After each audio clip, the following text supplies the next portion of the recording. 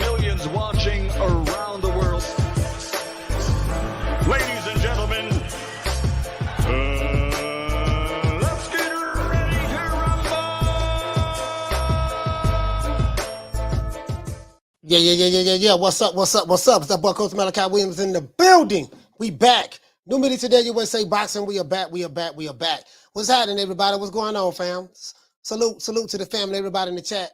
Salute everyone in the chat, man. What's going on, everybody? Hold on. As a matter of fact, let me see what's up, man.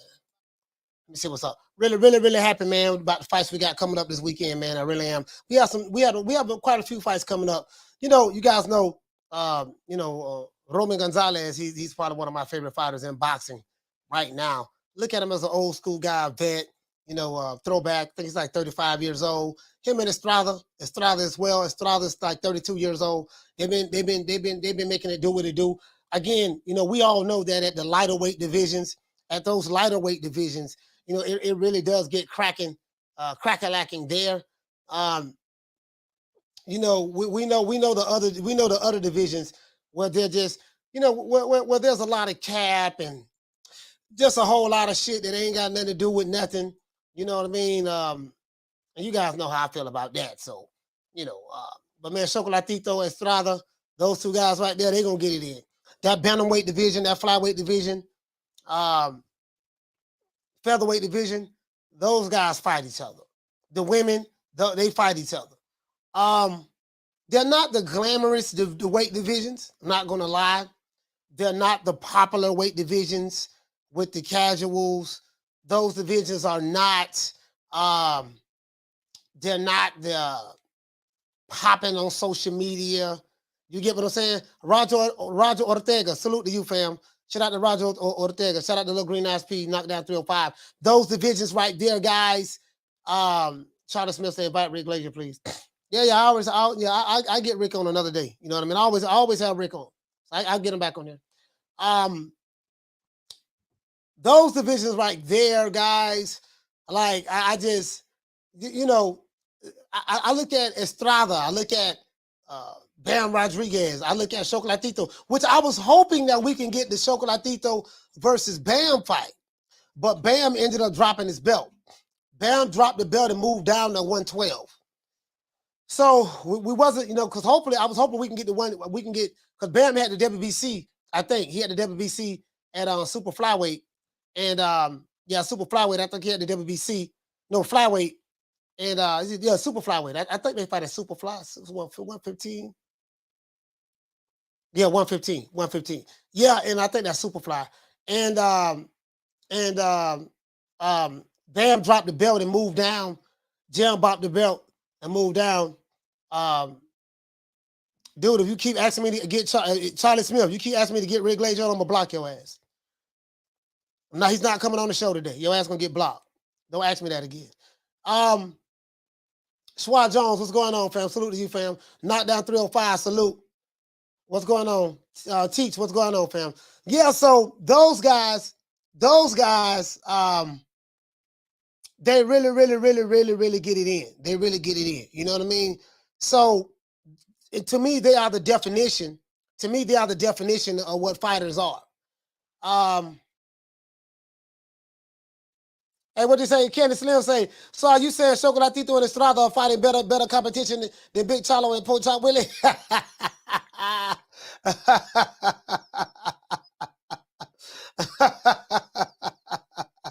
Hey, that's hey, hey, it is what it is, man. Hey, but you get what I'm saying? Gertz, what's going on, Gertz?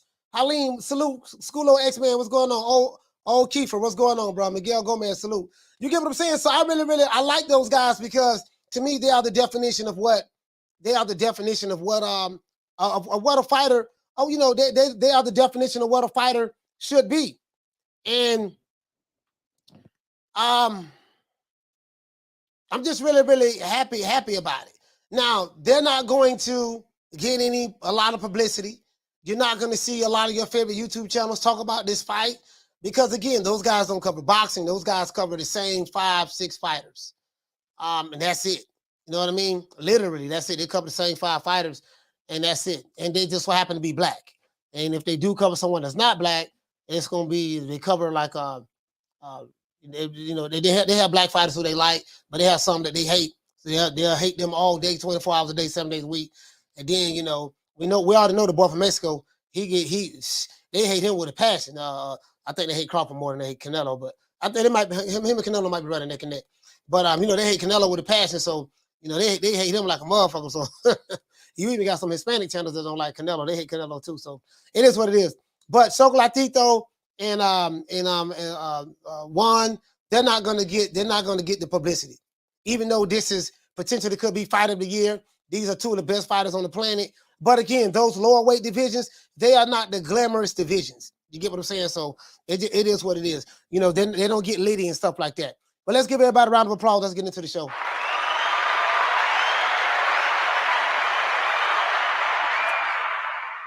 Now I'm very happy, guys. Chocolatito and Estrada 3 is here, the third fight.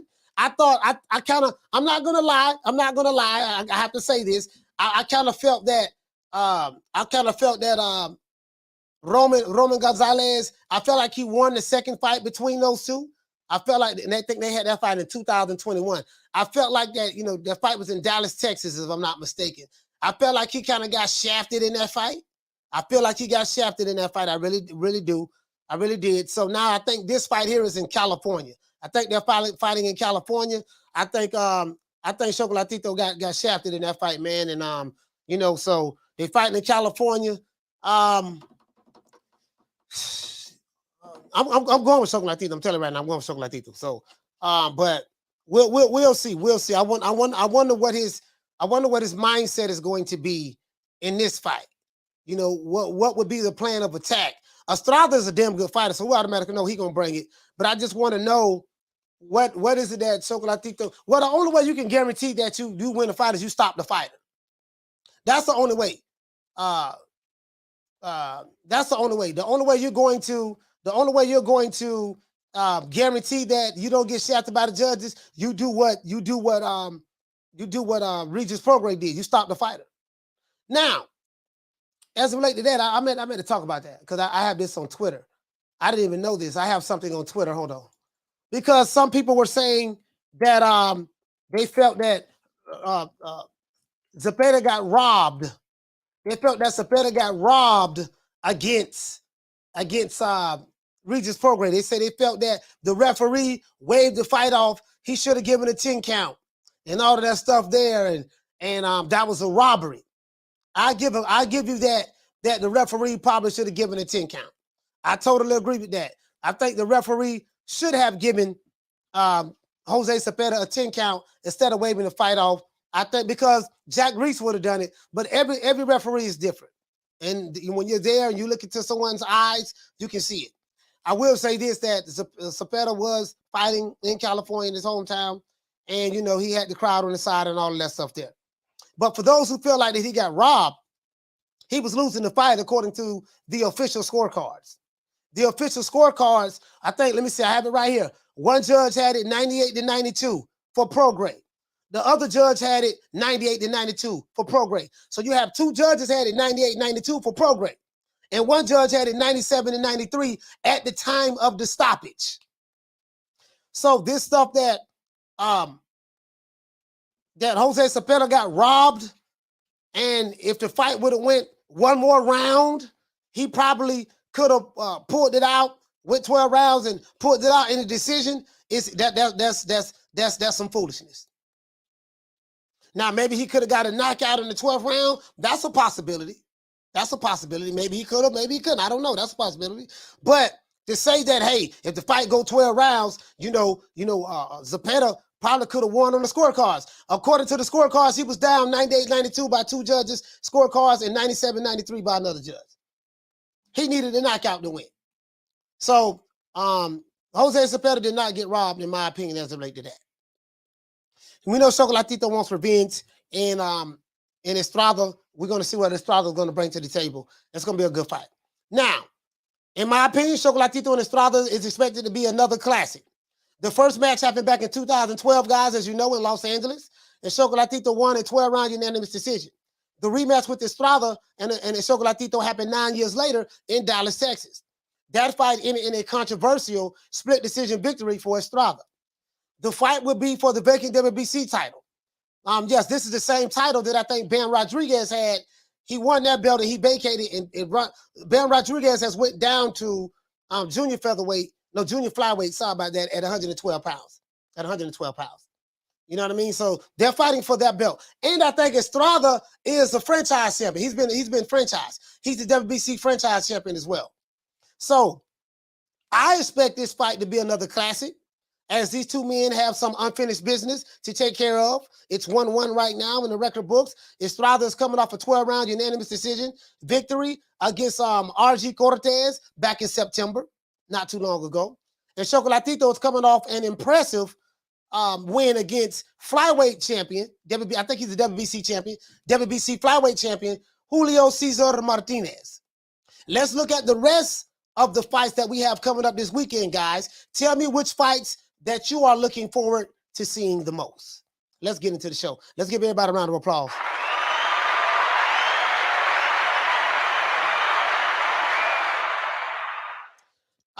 Foxy Classy say, I wonder if that's the same ref that gave Fury the 18-second sloppy self-up. Now you talking about Jack Reese? Oh, y'all talking about you talking about Foxy Class? What's going on, sis? Oh, you talking about Wild and Fury? I look at it this way. The first fight was a draw. I don't want to detour, but Wilder had two more chances to get back. He fought him in the second fight. We saw what happened. We fought him in the third fight. We saw what happened. So Wilder had two more chances to get some get back. SWAT Zone, what did you say? You say it was one hell of a fight, though. Regis and Zepeda gave fans what they wanted to see. Awesome job to them both. You know, the crazy part about it, they gave the fans what they wanted to see, but no one really watched it. I mean, no one really, on pay-per-view, no one really watched it. You know what I mean? Well, I don't know the pay-per-view numbers, but no one really watched it like that. And, again, people want to hear about today, the guys that's online, they want to hear about the same five fighters from the same channels that's pushing the same fighters, But yeah, that was a good fight though. The boxing fans, they did give us what we wanted. Shout out to Anna Lee. What you say, sis? You say I can't wait. Chocolatito is one of my favorites. Yeah, he's one of my favorites too, Anna Lee. He's one of my. I can't even front. I can't even front. I can't even front. I can't. He's one of my favorite fighters. It's very, very hard for me not to like the guy. Especially like when it comes to the boxing criteria that I have. It's like he checks all the boxes. You know what I mean? He checks all the boxes. This guy don't fall, and it's not like, let's see, Chocolatito has about what, 54 fights? I think he's like 51-3. 40, he probably got 41 KOs, something like that. And it's not like he has a resume full of bums. In that lightweight and that super flyweight division, you got to fight, bro. They get it in. Again, it's not the glamorous division, but it doesn't mean that they can't fight. You get what I'm saying? You'll get a casual. They don't even know who Roman Gonzalez is. A casual will call Roman Gonzalez a bum. Oh man, he ain't fought nobody, man. Oh man, ain't you know what I mean? Like literally. Like, God damn, boy, shit. They know about the guys on social media. That's about it. You get what I'm saying? But yeah, man. This gonna be a good one, bro. This gonna be a good one. It broke my heart when Chocolatito, when he fought what's my main man name? Wasaki, when he fought with Soxy. And the guy, I think the second fight they had, he knocked Chocolatito out. He knocked him out. I was mad at the motherfucker, man. hey, I'm gonna throw they hot. Hey, when that was? That was about what? 2016? No, that was 2017. I think that was 2017. Man, I was mad at the motherfucker, man. I was so goddamn mad. I was mad at the mother, bro. I was like, God damn, boy. Motherfucker without the dog out, man. You know what I mean? So it is what it is. This is boxing. What you say? You say he's an all-time great. Man, look here, man. Listen, he first ballot Hall of Famer. First ballot Hall of Famer. First ballot Hall of Famer. 35 years old, but he first ballot Hall of Famer, man. Hands down. In my opinion. in my opinion. Yeah, man. Hey, shout out to Lou. Lou, what's going on, fam? Shout out to Lou Peterson, man. Salute to you, my brother. Salute to my brother Lou Peterson, man. Lou, don't forget to drop your link in there, man, to your channel. Drop your link in there to your channel. Shout out to Old Dirty Boss. What did he say, fam? He said, I was trying to figure out who you were referencing. What do you mean, fam? Oh, yeah. You talking about who knocked him out? Yeah. Chocolatito pound for pound. Ain't a man. Ain't a man. You say casuals be like, Canelo beat Chocolatito. Oh, man. Look at that. Even Cookie mad. Cookie over there barking. Cookie over there. Goddamn it. You motherfucker talking about Chocolatito, ain't nobody. These goddamn casuals, I can't stand. Cookie over there barking. Cookie, what you barking at? They making you mad, huh? She barking at somebody. I think the kids out there messing with her. Hey, what to say, Jamie? You say he slept my boy Chocolate. Yeah, I don't want to talk about that. I don't even want to talk about that no more, man. That right there, that's pissing me off. Hey, that pissing me off. Them games, what you say? You say Chocolatito a killer in the pocket. Yeah, he's an excellent pocket fighter. And I tell you guys this, I say this all the time, right? If you really, really want to see some good boxing, you really look at, I would advise any casual, because we know the casuals, you know, they know the Canelos, they know the Garcias, they know the Davises, they know the Crawfords, they know the Spences, they know the Wilders, you know, they know those guys. Those, you know, they may know the Charlos, you know, and you know, they may know like the same 6-7 fighters. I would advise them, if they really, really want to watch some really good boxing and understand what you're looking at. Because sometimes what it is, this is what it is. You have some people who look at a fight, but they don't know what they're looking at. They don't know what they're looking at. So, you know, look, man, just go down and look at the featherweight on down, and you'll see some really, really good boxing. Boxing in the pocket, how to slip and counter, how to block with the shoulders. When you got two fighters that are head to head like this, and they're looking at each other, and then they're ripping off body shots, coming up with the uppercuts, and then when you throw, he slip and then come right back. Like, you know what I mean? A lot of times some people don't know what they're looking at, because, you know, and then when you look, you know, I look at fighters who can fight many different styles. You know, okay, this guy can fight several styles. Like my favorite fighter, Sugar Ray Robinson, he can fight either way, however you want to do it. Bang, mid-range, long range, in the pocket. You know, he can fight 4 or 5 different styles. It didn't matter to Sugar Ray. However you want it, however you gonna get it. And he can make adjustments on the fly, made adjustments as the fight went on. You know what I mean? So throw that fastball at different speeds. You get what I'm saying? The angles that they give in the pockets. So I will always refer the younger fighters, to that. You know, just look at the young. He said real fans no Chocolatito. Yeah. I mean, yeah, the real fans do, but you know, they know who he is. They know who he is. And it's gonna be a damn good fight. It's gonna be a damn good fight. A damn good fight.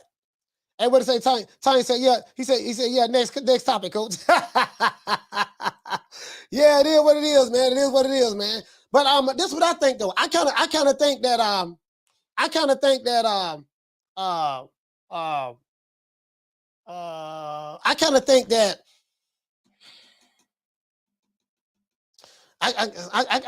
Chocolatito is going to have to stop him. He's going to have to stop Estrada, or I don't know if he can, but he's going to have to, because just based off that second fight, he pretty much got shafted in that fight, got robbed in that fight. You know, maybe he's working. Look, man, I got to try to stop this dude. I have to try to stop this. Like, he's going to have to fight.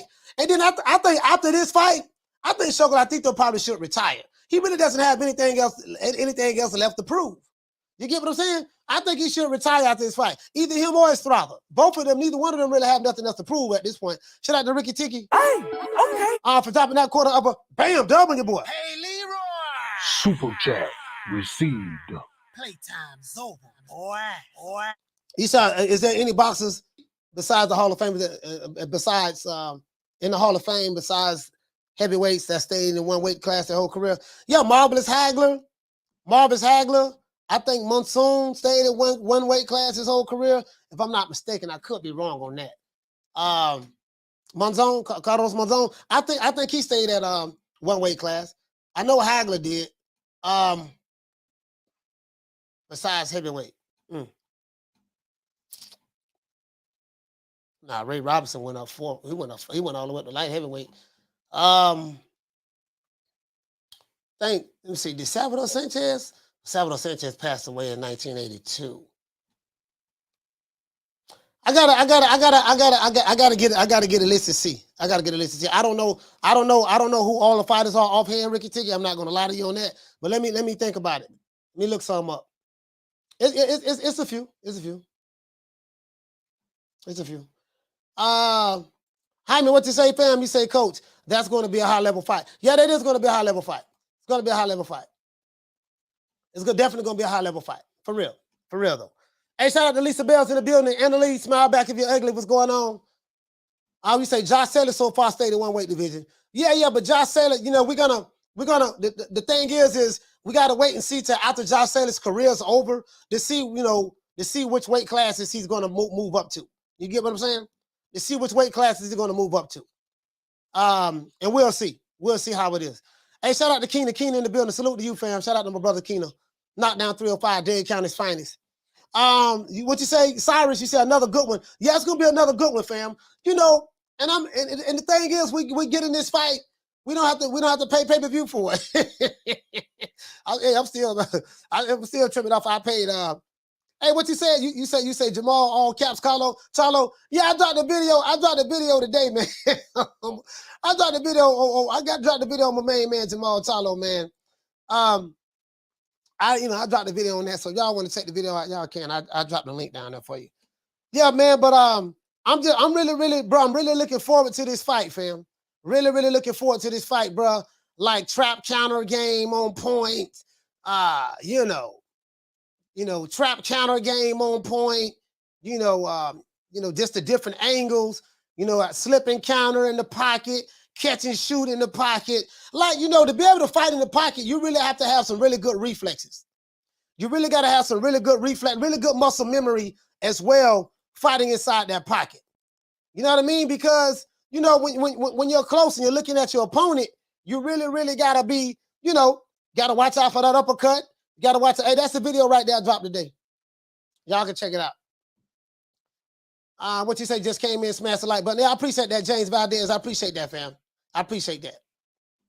And what you say, coach, wouldn't be surprised if Charlo called out Chocolatito next. Hey, hey, you know the crazy part about it? You know the crazy part about that, though? As a matter of fact, let me... Y'all want to see the video? Hey, give me a thumbs up. You want to see the video? If you haven't seen it, give me a thumbs up. You said it's gonna be a glorified grudge match. But I don't know about glorified. Mr. LDB said, I don't know about glorified, but you're talking about two of the best fighters pound for pound in the world, and especially if you see how it happened, and both of these fighters are still fighting at a high caliber. You get what I'm saying? So both of these fighters are still fighting at a high caliber. You get what I'm saying, fam? So, I really believe what you say, the twistity. Shit, it's some dudes. It's some dudes right now. That's younger than Estrada and younger than Chocolatito. We'll wait and see as years go by how their careers progress. But then you got some dudes that's like 33 years old, and man, like right in between Estrada and Chocolatito, and they ain't did a goddamn thing. They didn't do a goddamn thing. You know the crazy part about it too? Check this out. Jaime Munguia and Jermall Charlo, they were both at the Regis Prograis and Jose Zepeda fight. They even showed Jermall Charlo walking into the locker room. Shout out to Bruce Gas in the building, Mike Jenkins. What's going on, fam? Isaiah Gonzalez. They even showed Jermall Charlo talking to Regis Prograis. Regis looked kind of uncomfortable because I guess he kind of knew that Charlo maybe was on the sauce. But he was in the locker room right before Regis walked out into the ring. And then they showed Jaime Munguia standing behind Zepeda right before the fight started, when they was in the ring, making the ring introductions and stuff like that. And so I'm like, you know what? Damn. Shout out to Lou. Lou said, pay the video, coach. All right, I got you, Lou. I said, you know what? I just realized both of these sapsuckers were at the same fight together, and neither one of those guys pulled up on each other. How Jaime Munguia and Jermall Charlo, two of the most protected fighters in boxing today, how y'all at the same fight? How y'all at the same fight? And they go to fight. They go. Hold on. How y'all at the same fight? And hold on. Let me play it right here. How y'all at the same fight? Well, guys, let me get everything set up. How do you do that the same damn fight? And Jermall Charlo pull up on Dimitri Bivol, but you got another middleweight at the same venue as you, at the same fight as you. You don't pull up on him. I didn't even think about that, bro. I just thought about it just now. All right, here we go, man. Let's get this party started. Let's get this party started. I just thought about that shit, man. Hold on. Here we go right here. Here we go right here. Let's go. Let's do this. Peace, everybody. What's good? It's our boy, Coach Malachi Williams, and you are now tuned to New Media Today USA Boxing. Let's go. All right. Let's get to this here, man. Intro. Listen, man, I'm trying to figure out both of these dudes was at the fight together. Jermall Charlo, Jaime Munguia, they don't pull up on each other. Jermall Charlo, let me tell you. Check this out, man. I just got through looking at a video last night. It was late. Right? I just got through looking at a video of Jermall the shit man Charlo. I called him the shit man because he always shitting everywhere and capping, right? I want Bivol next. Bivol, where your ass at? He was over here calling me out and shit. I want him next. Now, you do know that Jermall Charlo did say that he will be back February of next year.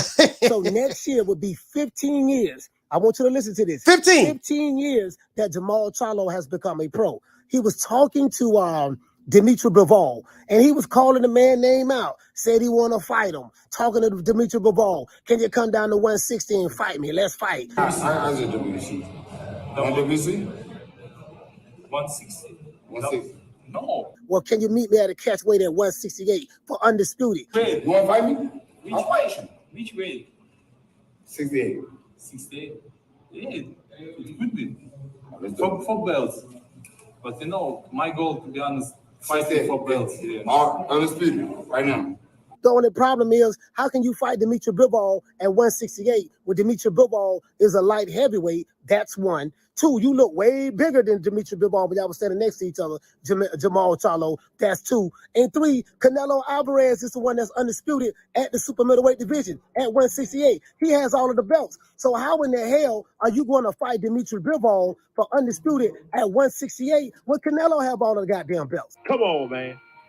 Come on, y'all. You have not moved up to 168 yet. You're a 160 pounder. You have not fought another champion since you've been in the middleweight division. And I'm telling you the God's honest truth. You've been a champion for you've been in boxing for 15 years, and you have not fought since you've been in the middleweight division. I think you've been in the middleweight division for like 5 years or something of that sort. How many champions have you fought? Zero. We the Charlo twins. We known for calling everybody out. Please call these I'm not people out. scared. Listen, the whole world's looking at you. Call these people out. What's please. up? It's the Jermall the Hitman Charlo. Let's get it. Who want it? Name them names, man. They know who they is. Name them names, who they please. is, The bro. names need to be Right, they know named. who they is. The Mexican monster. Mexican Monster not getting that much opinion. respect. Hello. You have the WBC vacant title. You're an email champ, as a lot of the fans would say. Because you didn't fight anybody for it. You was elevated to it, right? You know what I mean? So my thing is this here, dog. Why you calling out Dimitri Bivol? You got business at 160 pounds you need to take care of. You got Jaime Munguia, he ain't fighting nobody. You got Triple G, you see what I'm saying? You know what I mean? You can fight Triple G, and you got Jennebeck, he's the champion at 160 pounds. You want to clout chase and call out Dimitri Bivol, knowing goddamn well Al Heyman not going to make that fight? And I'm telling you the God's honest truth. Al Heyman is not going to make that fight. You know they keep everything in the house. You calling people out. Hell, you won't even move up to fight of David Benavidez, the Mexican monster. Like move up in weight class, go up to 168, challenge this man for all the marbles. The Mexican monster, yeah. The Mexican. You keep throwing that up every time I remember the guy was everybody scared of that guy. You talking a lot of shit. That's all I want you to say. You won't move up to fight Caleb Plant, but you gonna move up to fight Dimitri Bivol. For what? That's why I call you the shit, man. And I know he was on that sauce. He had to be on that sauce. Because every time he get to drinking, he go to talking crazy. Allegedly. You get what I'm saying? So you calling this man out, you ain't gonna fight that man. That man ain't gonna come down to 168 and fight you at a catch weight for undisputed when he don't even have the belts at 168. Canelo have all of the belts. Come on, man. Come on, yo. And even if he did, why would he come down to 168 to fight you? You ain't nobody. And I'm telling you the God's honest truth. Jermall Charlo, you ain't nobody. Your brother is the Charlo that people know, and they don't even talk about him. Now, do you retire or do you take one of the toughest fights of your career against a young black African-American stud who's been working his ass off since he was 8 years old? Do my brother put it all on the line then? So if not, then come see me. I want some smoke. I want it all, baby. Your brother is undisputed at 154 pounds, and don't nobody talk about him. I just did a show about him last week. Nobody on YouTube even talking about your brother, and he undisputed. So goddamn well ain't nobody talking about you. And I'm telling you the God's honest truth. Some of yeah, fans, keep it locked. Keep it locked for what? Keep it locked. I'll be back in February. Keep it locked for what? You ain't fighting Dimitri Bivol in February. You ain't gonna move up to light heavyweight and fight him. Come on, so keep it locked. And nobody got to keep it locked on you. You ain't nobody. Man, listen, Jermall Charlo, I like you. I really do like you, dog. A lot of people think I don't like you. I do like you. The only problem I have with you, man, you always saying some dumb shit, and you ain't fighting nobody. You see what I'm saying? I don't care about the interview. I don't want the interview. I don't care about the interview for any of you fighters, to be honest with you. But what I'm saying is you got to fight somebody, dog. You got to fight somebody. Stop calling out unrealistic matches. I want Bivol next. Bivol, where your ass at? He was over here calling me out and shit. I want him next. Hypotheticals and unrealistic matches. You ain't gonna fight that dude. Your ass on the PBC Witness Protection Program. And I'm telling you the God's honest truth. Facts. You doing the same thing Jaime Mugia doing. Both y'all in the Witness Protection Program of y'all promotional companies. You calling out Dimitri Bivol. This man don't kick Canelo ass. He don't kick Zerto ass, and he's getting ready to try to fight Viteria for undisputed at light heavyweight. What the hell you bringing to the table? Say another motherfucking word and this shit is over. And I ain't playing, nigga. And Dimitri Bivol asks you, he say, do you have a belt at 168? No, you ain't got no damn belt. Then you say, well, I'll tell you what, yeah, we can't fight for undisputed. Let's just fight for the fans. Let's just fight for fun. Let's fight for the fans. Fight for fun, fight for the fans for what? Jermall Charlo, you ain't got no fans. That's wrong, that's wrong. He did nothing to you. That's when you ain't got no fans. Your biggest fight to date is when you beat J-Rock. That's it. You see what I'm saying? So, man, just stop all the clout chasing, dog. Don't nobody believe you. We don't believe you. We know you ain't going to fight nobody. Who you fighting in February? Tell me who Alan Heyman, Mr. Albert Heyman or Alan Heyman, whatever his name is. Tell me who Al Heyman have you fighting in February. We must internalize the flatulation of the matter by transmitting the effervescence of the Indonesian proximity in order to further segregate, to preclude on the issue of world domination would only circumcise the revelation that reflects the aphrodisiac symptoms which now perpetrates the Jericho's activation. You said you'll be back in February fighting who? Another tomato can? I hope you ain't talking about fighting Suleki again. Nigga, please. The fight that you pulled out of because you said you had a hurt back when we know your back wasn't hurt. You wasn't injured. You get what I'm saying? Come on, man. Like, bro, just the cloud chasing. Leave the real ones alone. The real ones who are actually having legacy-defining fights, who are actually fighting top competition, leave those guys alone. Ooh. And until you step up, Jermall Charlo, listen, bro, I'm gonna keep criticizing you, dog. Stop clout chasing the man, Dimitri Bivol. You know damn well you ain't gonna fight him. You know you ain't moving up to 168. If you're not gonna move up to 168 to fight your stablemates, David Benavidez and Caleb Plant, we know damn well you ain't gonna move up to 168 to fight Dimitri Bivol. You want him to come down to 168 to fight you at a catchweight for undisputed when Canelo got all of the damn belts. And then when you realize that Canelo got all of the belts, you said we'll just fight for the fans, fight for fun. For what? You ain't nobody. And then when you were standing next to Bivol, you bigger than him. Big as you is, you still fighting at 160, but you talking about you'll fight him at a catchweight. Man, come on, man. Bro, listen, Jermall Charlo, man, bro, just chill. Just chill out.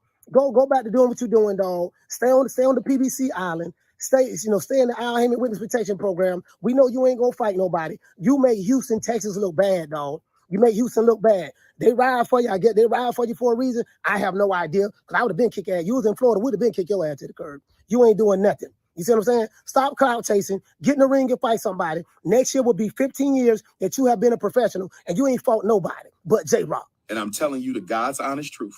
You had one fight, J-Rock. And then you beat Cornelius Bundridge, K9, which was a 5'6", 154-pounder that you beat for the belt, the IBF belt, when you was a 154-pounder, and he was 42 years old. Come on, man.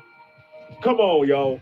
So your claim to fame is beating a 42-year-old, 5'6" tall at K9, and then beating J-Rock. That's your claim to fame. That's all you did since you've been in boxing, period.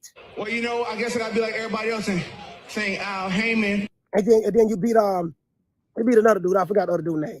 Austin Trout. You won a decision with him. That's all you did since you've been in boxing in 15 years. And since you've been in the middleweight division, you have fought 0 champions. None. You fought tomato can out of tomato can out of tomato can. The only one that fought more tomato cans than you is Jaime Munguia. And I'm telling you the God's honest truth.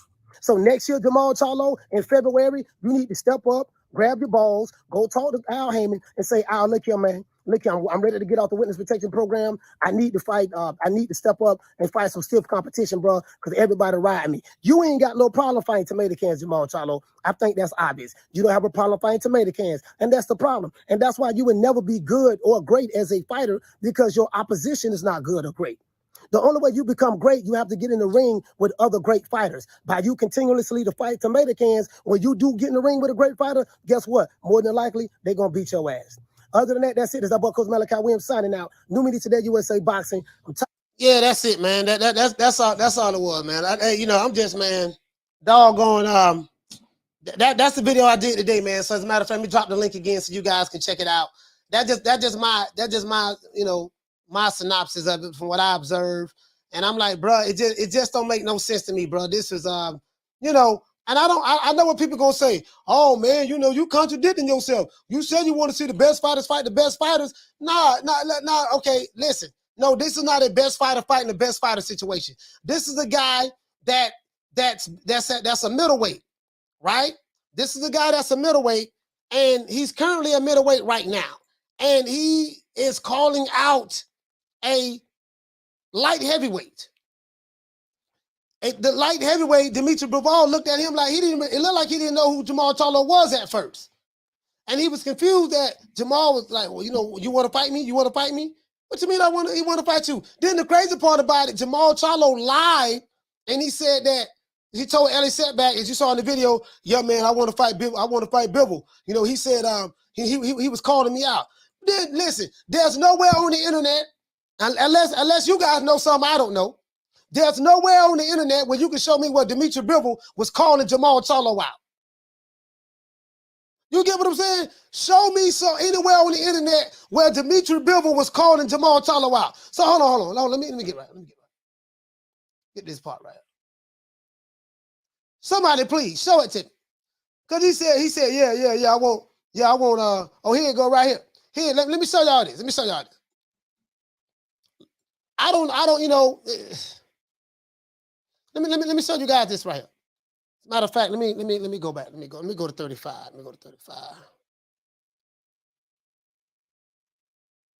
Listen to this right here.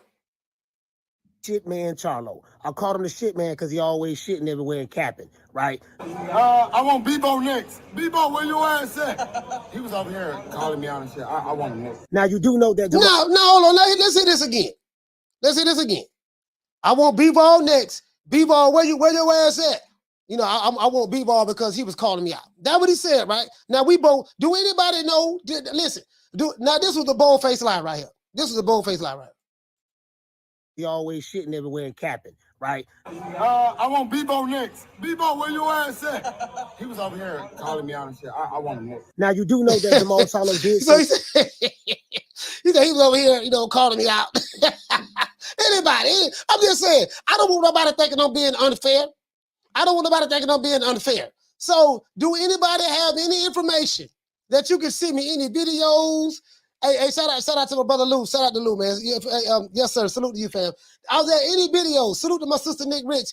Are there any videos of Dimitri Bivol calling out Jermall Charlo? Any? Please, somebody help me out. Anybody? Anybody got any information that that no one else is privy to that we can use as a reference? And we hey,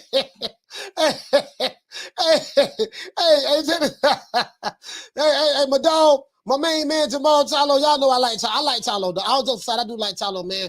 But I give him a lot of slack because, man, just this shit was embarrassing. Come on, man. Come on, y'all. Do anybody have any information, any videos, any interviews that you can send to me that Dimitri Bivol called out Jermall Charlo? Come on, man. Come on, y'all. Hey,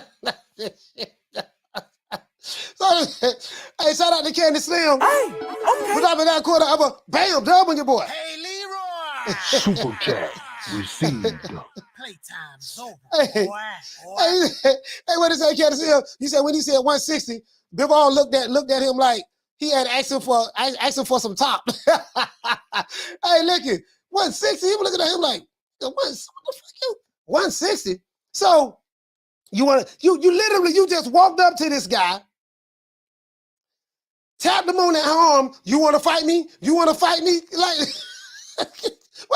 Bivol looking at him like, what's wrong with this nigga? Why you walking up on me? Me of all people. Out of all the dudes in the world, you can walk up on. Why you walking up on me? And listen, and if you look at that video again, in the beginning when Jermall Charlo walked up to Dimitri Bivol and tapped him on the arm and said, do you want to fight me? He looked kind of confused. Hey, Lou, shout out to Lou Peters. He said, love the nickname. He looked kind of confused. Listen, it looked like he didn't really know who he was, right? He didn't really know who he was. Like, who the fuck this is? He looked kind of familiar. Is he the janitor?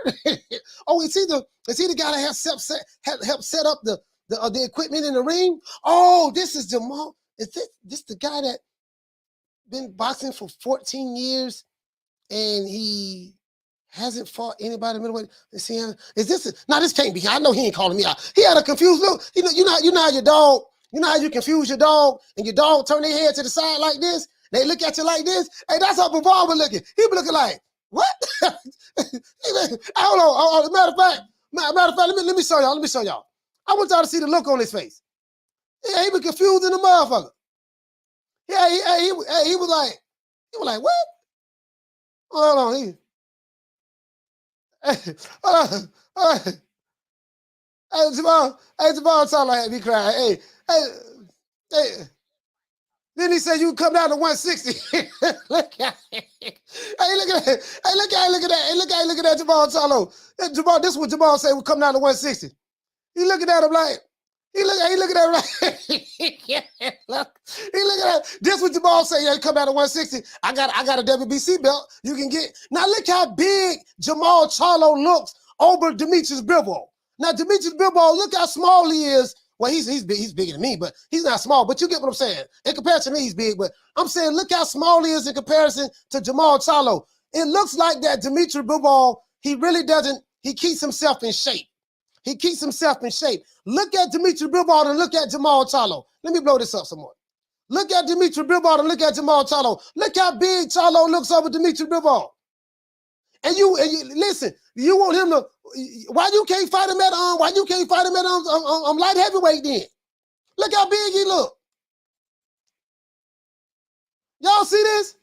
This dude about 190 right now, easy. He about 190. He's 6'1". He's taller than Bivol. He's 6'1", so he about 190 right there. He about maybe 200 pounds. Because his face look fat, so he might be 190, maybe 200 pounds. Come on, man. Hey, you get what I'm saying, though? You get what I'm saying? Come on, man. Come on, y'all. Hey, this is shit I be talking about, man. Hey, you know what? Man? I ain't got nothing to say, dog. I ain't got nothing to say. But this is the type of stuff that I be talking about. You'll move up to 168 to fight Dimitri Bivol at a catchweight. So that means he have to come down to 168. But you won't move up to 168 to fight David Benavidez? I plead the fifth. I plead the fifth. 5, 1, 2, 3, 4, 5. Anything you say, 5. Go ahead, ask me a question. Did you? 5. I'm just saying, this dude 6'1", Dimitri Bivol 6 feet tall, and you see how big you look. I'm just saying though. You won't move up to 168 to fight the Mexican Monster. You won't move up to 168 to fight Caleb Plant, but you'll move up to fight Dimitri Bivol, but he got to come down to 168 to meet you there so y'all can fight. There's no belt on the line. And then he said, Bivol was like, well, fight you for what? Like, what we gonna fight for? He said, let's do it for the attraction. What you mean, what attraction? You can attract flies and shit in your own city. And Dimitri Bivol, he's not a known fighter. I'm not gonna lie. He's not one of the popular fighters in boxing, but he is a world-class fighter. He doesn't have the notoriety that Canelo I have, or Tank Davis, or Ryan Garcia, nothing like that. He doesn't have that notoriety, but he's a damn good fighter. So if you say for the attraction, like, one, ain't nobody even talking about that fight. And two, you have to be an attraction in order for the fight to be an attraction. You have to be in demand in order for the fight to be an attraction. You ain't fought since January. You ain't fought since June of last year. And you went life and death with him. And then the crazy part about it is, with Juan Montiel, the crazy part about it is, Jaime Mugiel was at the fight. Jaime Mugiel was in the ring. If you go back and look at the Regis Prograis Zepeda fight, Jaime Mugiel was in the ring standing behind Jose Zepeda. Jermall Charlo, you was in the locker room with Regis Prograis. If anybody you should have been calling out, you should have stepped to Jaime Mugiel. They should have had some cameras right there. Hey, look here, man. Check this out, baby boy. Hey, man, look here, Jaime. Hey, we got to make this happen, man. We got to make it crack like it, man. What's up, man? You want to fight me? You want to fight me? Why you ain't walk up to Jaime Mugiel and do that? Hey, you want to fight me? You want to fight me? What's up? What you want to do? You want to fight me? You walk up to a guy he's in two different weight divisions than you. He's in 2 different weight divisions than you. 2 weight divisions ahead of you. You want to fight a guy who's 2 weight divisions ahead of you. You call him out instead of calling out the guy who's right there in the middleweight division with you. Make it make sense. True. What did he say? He said maybe he said subtraction. No, he said attraction, dog. He said attraction, dog. Keenan, what you say? You say his profile don't went up a good bit since beating Canelo, but he's still unknown to casuals. Yeah. I mean, he beat Canelo. He beat Zerto, but you know, he went up a little bit because of Canelo. Canelo is the equation in that. It doesn't take anything away from his boxing skills, Keno. But you're right, with the casual, he's unknown. But shit, guess what? Jermall Charlo was unknown with the casual. True. Hey, Keno. And both of them walk down the street right now, won't nobody know who they is. You know what I mean? So I'm just being honest. But Jaime Mugiel was right there at the fight. Make it make sense. What you say, Mike? You say Charlo don't want to fight. None of them big names. It's all cap. Hey, Mike, what I'm saying, though, fam, is this. Jaime Mugiel was right there at the fight, dog. You know, hey, listen. That's like me. Listen, that's like me. Let's say I'm fighting that lightweight, right? Let's say I'm fighting that lightweight. I'm a lightweight, right? And that's like me calling out somebody at welterweight. I'm 135, and I say, yeah, I'm gonna knock out Errol Spence, or I'm gonna knock out Terrence Crawford, or I'm gonna knock out Keith Thurman, or I'm gonna knock out Boots Ennis or Stanionis or Virgil Ortiz. Yeah, that's like me being at a fight. I'm 135 pounds. I never had a fight before. Hey, look here, man, check this out. Hey, check this out. Hey, check this out, Boots. This is what I want you to do, Boots. Boots, what's up? You want to fight me? You want to fight me, Boots? You want to fight me? I tell you what. I'll fight you at 140 pounds. You come down to 140, I'll move up. We'll move down from 147 to 140. I'll move up from 135 to 140, and I'll fight you there. What's up? What you want to do? True. Hey, what's up? What you want to do? Shout out to Hoodie Smoke. Hey, okay. Dropping that quarter of a bam, double your boy. Hey, Leroy. Super chat received. Playtime's over, boy. Hoodie Smoke, salute, fam. What you say? You said, what's up, coach? Just supporting the channel. You hear Tank said he going for Crawford the next 3 fights. Boy, hush. True. Boy, hush. Man, we know that shit, Cap. We know that's Cap. We know that's Cap. Shit, next 3 fights, Crawford probably ain't even gonna be there, and he ain't gonna fight no Crawford and no. We know that. Come on, man. We know that. We know that's Cap too. We know that's Cap too. Shit, you get what I'm, you get what I'm saying? Hoodie Smoke. We know that's Cap too. See that? See this the problem. This the problem too. There's a whole lot of goddamn capping. You giving that me? Yeah, Boots. What's up? Come on down to 140. I'll meet you at 147. And then you know how I knew Jermall Charlo was drunk? He say, let's fight for undisputed. Come on, what's up? Bruh, as I said in the video, how are you? And then Dimitri Bivol turned his head to the side. Like, look right here. Remember I told you how the dog have his head turned to the side? Look at this right here. Look at this right here. Look how Dimitri Bivol's head is tilted to the side. Do you guys see that? Do you see how his head is tilted to the side? Like, you know, like my dog Cookie be doing that. I say something to Cookie like he got his head turned to the side, like what the fuck? Look. The man got his head turned. The man confused like a motherfucker. The man is confused like a mug, bro. He's confused. He's trying to figure out like where this shit coming from.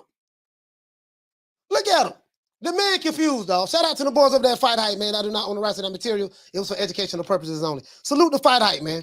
Hey, the man got his head turned to the side. Look at he said, excuse me. He said, excuse me. Do I know you from somewhere else? Hey, old dirty boxing. That's exactly how he was looking. That's exactly how you have a dude want to holler at a female or a female want to holler at you, or you do want to holler at a female, you walk up to the girl, you like, hey baby, what's going on? And she looking at you like do I know you from somewhere? Like, who is you? You know what I mean? Or you walk up to somebody, you call them out and you talking to them, and they don't know who the hell you is. Yeah, man, that come on, man. Come on, bro. You get what I'm saying, though. That's all I'm saying, though.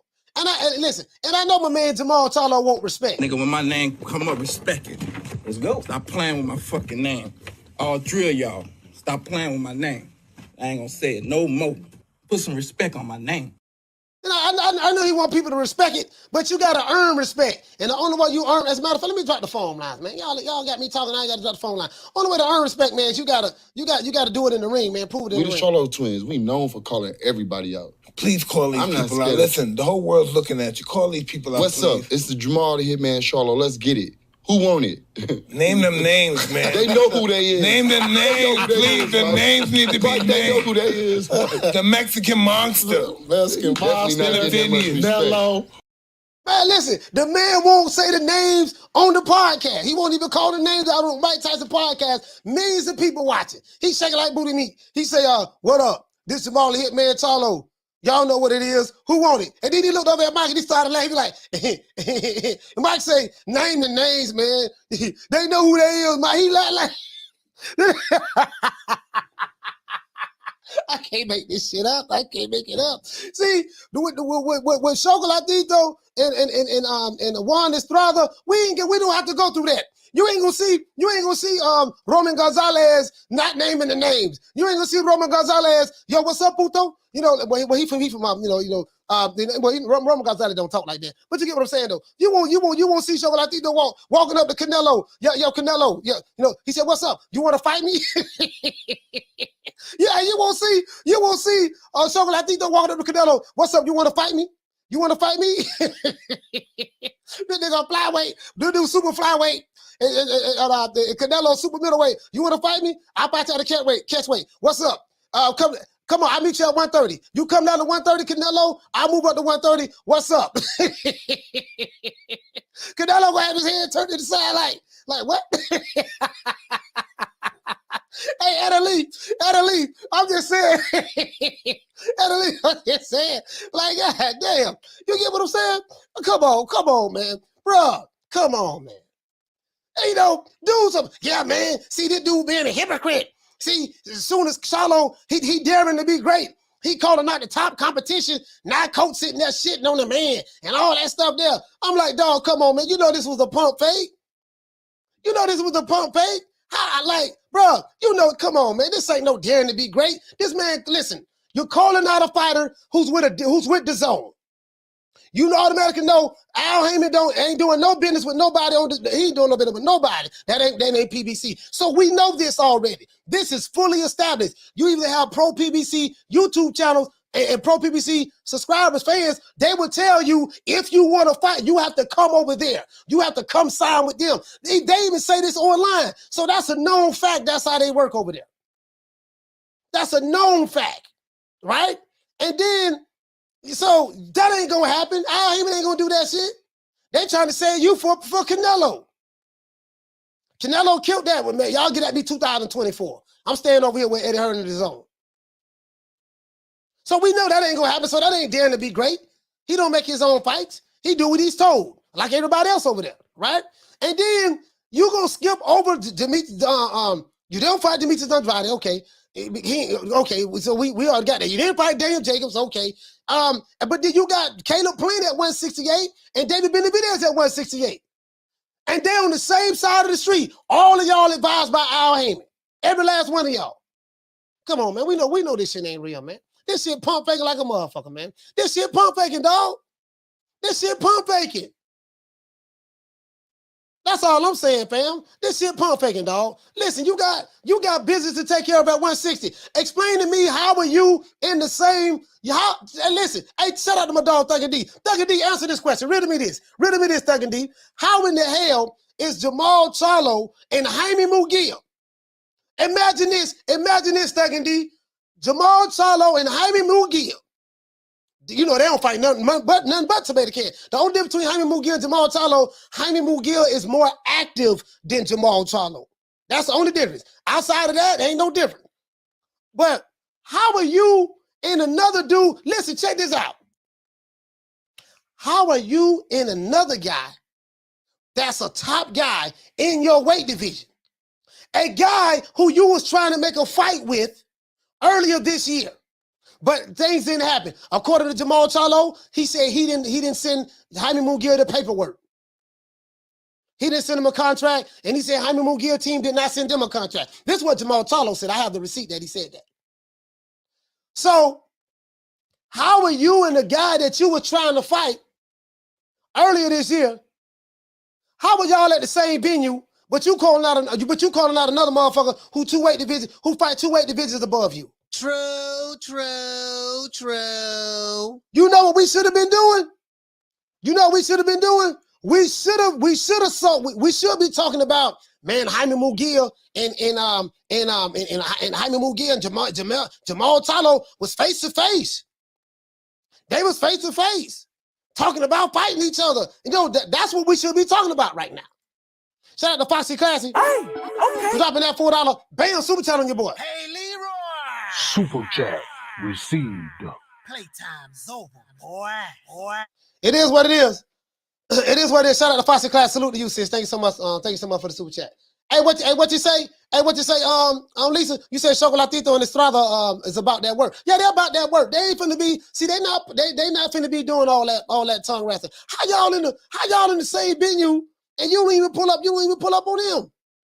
That's like hey, Thugger D. That's like somebody at 130 or 130, 127 or 130 or 125, 126 calling out Tank or calling out Devin or calling out Shakur. Like, dude, you two weight divisions below me. And you ain't got no belt? What I'm gonna fight you for? No, you wanna fight me. You trying to make it seem like I wanna fight you. You just walked up to the man, hit him on the arm. Hey, what's up? You wanna fight me? Do you wanna fight me? Hey, nigga, I wasn't even thinking about you. As a matter of fact, I don't even know who you is. Who is you again? Wait, well, who you is again? Who you is? Who you is? Who him is? Shout out to Hoodie Smoke. Hey, okay. We're dropping that $2 bam super chat on your boy. Hey, Leroy. Super chat received. Playtime's over, boy. Hey, hear this what it say? You say Twitter got better fights than real boxing. Down from the bar, there's a platform stage. People pimping, sharp as razor blades. Hey, they in the same. Hey, D, what it say? You said they're in the same building, and they didn't even call them out. Listen, Jaime Munguia didn't call Jermall Charlo out. Jermall Charlo didn't call Jaime Munguia out. Make that make sense, dog. Y'all in the same division. Who am is? Hey, instead of saying who them is, who am is over there? Who am is over there? Who am is? I even looking at him like, who you is again? Hey, hold on. Hey, who this is? Hey, who this is? That's that bitch ass nigga Jermall Charlo. He ain't nobody. He the dude that he been in the middleweight division for 5 years, and he ain't fought no champions. He's been there. He ain't fight Danny Jacobs. He ain't fight Andrade. He's still chasing Canelo, trying to get the stimulus check, and he won't move up to 168 to fight David Benavidez or Caleb Plant.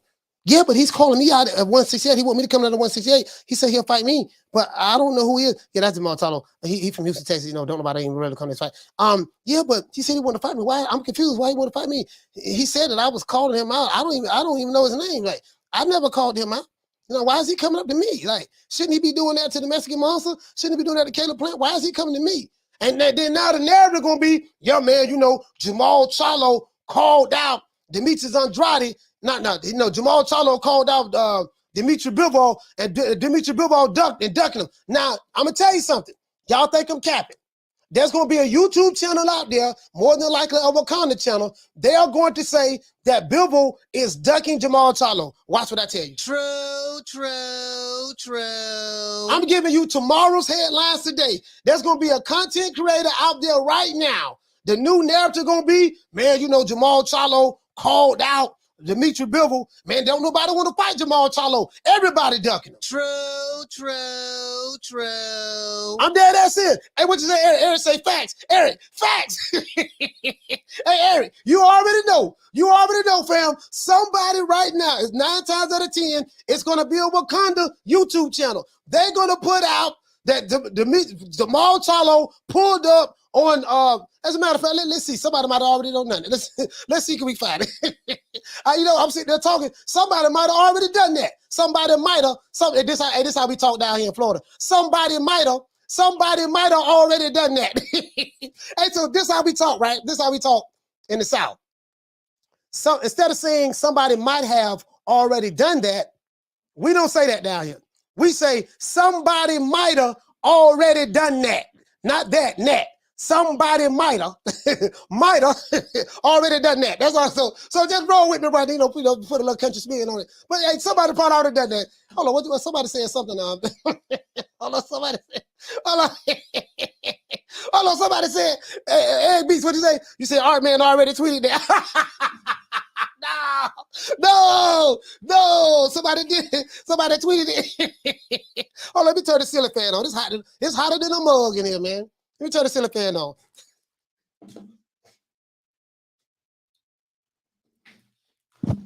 Bruh, I'm telling you right now what it is. Bro. I know these dudes like the back of my hand. They already do this. What? Hey, Keto, watch what I tell you. What you say? And if they don't go in the comment section, then McCarter's going to be talking great. Hey, look, I'm telling Keto, I know what I'm talking about, bro. I know what I'm talking about.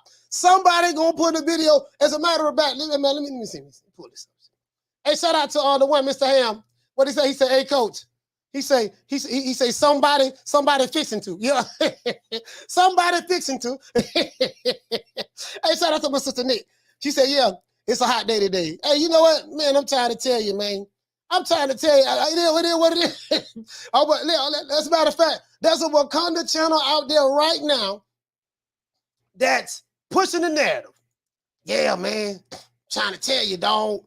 Don't nobody want to fight. As a matter of fact, let's see what the people let's see what the people saying. Let's see what the people saying on Twitter. Let's go to Twitter. You know I like to go to Twitter. Let's see what the people saying, man. Can we do this for the people, by the people, other people? You know, because we represent the people, we come from the people. Let's go over here and see what's up, man. Let me see. Cause somebody pilot, them Okadas, boy, them Okadas, they do not miss an opportunity. They do not miss an opportunity to you know, to spread some propaganda. They do not miss an opportunity. Let me see what's up. Oh no, you know what? No, let me see. Let me go to Michael Benson. I think it's on Michael Benson. I think it's on Michael Benson. I know this motherfucking here, boy. Let me see. I think it's on Michael Benson. Let me see what's up. Let's go right here, guys. Oh, look at that. Hey, the first tweet I see a comment by Rob Boy Fresh. I see, hey, let's go over here. Check this out. Let's see. Rob Boy Fresh say, I can honestly say another embarrassing moment for us Jermall Charlo fans. Now, Rob Boy Slim is a Jermall Charlo fan. He said, this is another embarrassing moment. Oh, man. Hey, Yellow Claw he said, respectfully, y'all still had faith in this Bama after Benavidez pushed his arm and he moonwalked the safety of the security. Boy, this right here, boy. He said every time Jermall calls someone out and they step to him, he has all these stipulations before he can take the fight. Maul is doing all of this for Instagram. He does not believe anything that he is saying about finding a live opponent. Tune up promotions only.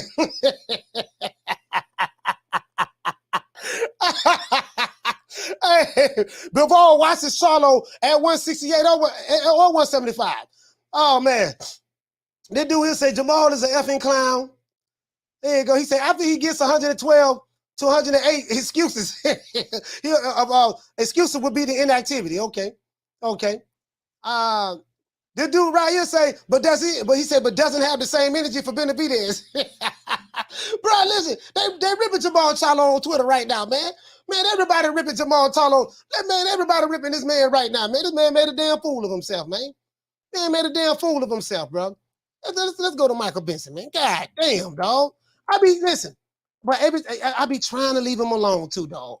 Oh, I be trying. I say, you know what? I ain't gonna say nothing about Jermall Charlo. No, I'm a fan of Jermall Charlo, bro. But it's hard, bro. It's hard being a fan of this dude right here, bro.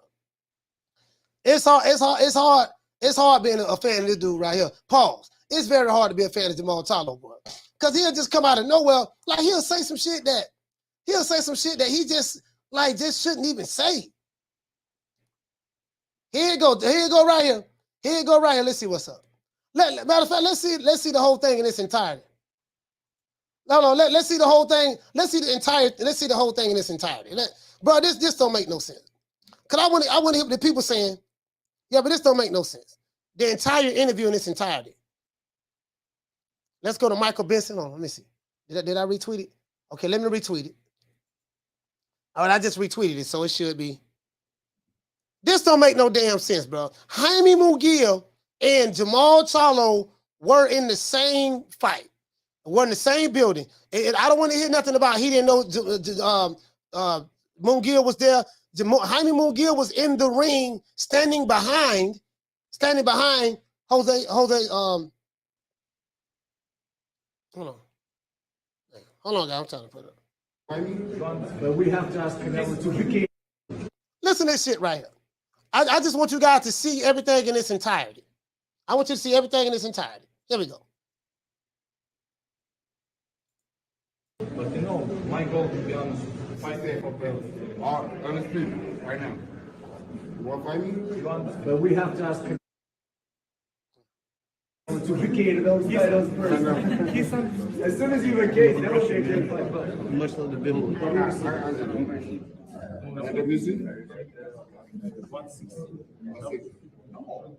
168? You got the music 168? 168. Why not? Come to 168. Didn't have a belt for 168. I do it. When you do no it, belt. No belt. No belt. Let's traction. I do it. Let's do it. Be a great fight. I do it. You want to fight me? All right, come here. Best fighting the best. That's what it's all about. I do it. Come on.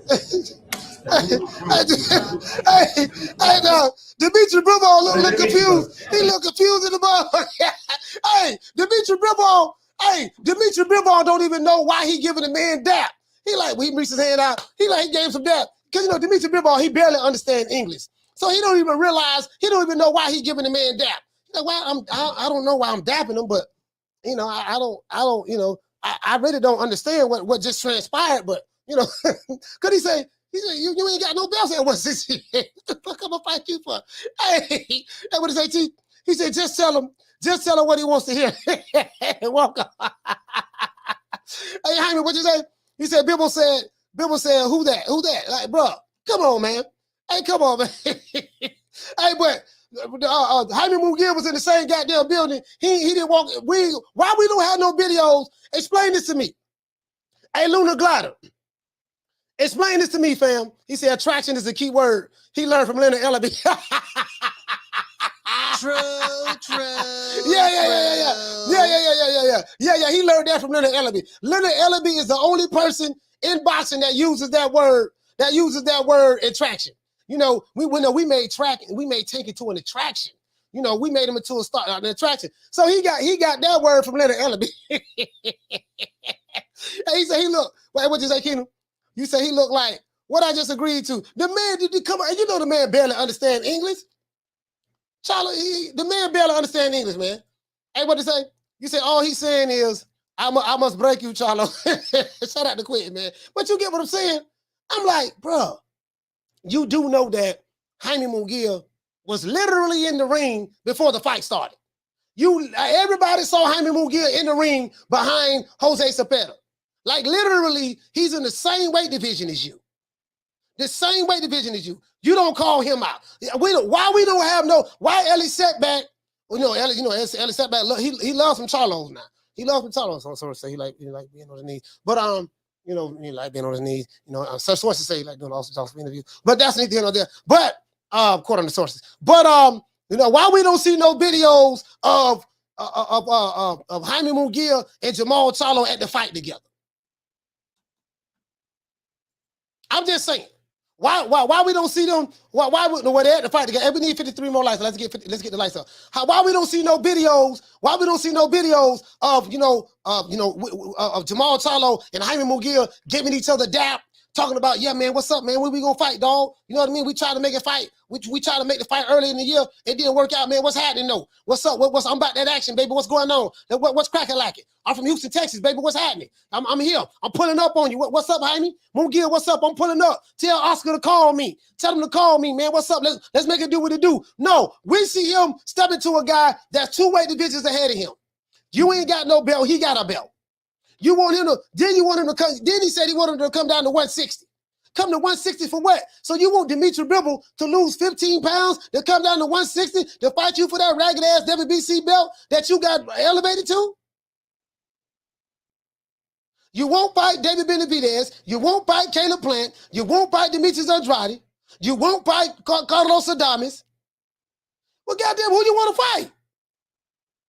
Who you want to fight then? Listen. That's the question I have. You don't want to fight Demetrius Andrade. Fine. You don't want to fight Janabek, even though he's a champion in your weight division. Fine. You're not fighting Triple G. You called him out, but I ain't seen no effort from nobody on your side that really try to make a Triple G fight. Janabek. Who else? Who else in the middleweight division?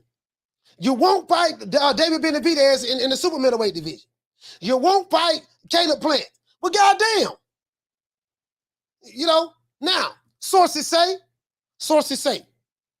I'm gonna put this out there. Sources say, in February, Jermall Charlo gonna be fighting Sulecki again. True. I don't want to say again because they never fought fight yet. But sources say that's what I'm hearing. It's gonna be Sulecki. I'm dead. Listen, I'm dead at bro. Listen, I'm dead ass serious, dog. I'm dead ass serious. I hope this ain't true. I hope to God this ain't true, dog. But I'm telling you, bro. I'm telling you. I hope this ain't true. Now, I don't. Nothing has been confirmed as of yet. Nothing has been confirmed as of yet. But I'm telling you, I'm hearing that in February. Cause you notice. Check this out. You notice, y'all keep it locked. I'll be back in February. Okay, well, if you know that you're gonna be back in February, surely you have to know who your opponent is. Surely you have to know who you're going to fight.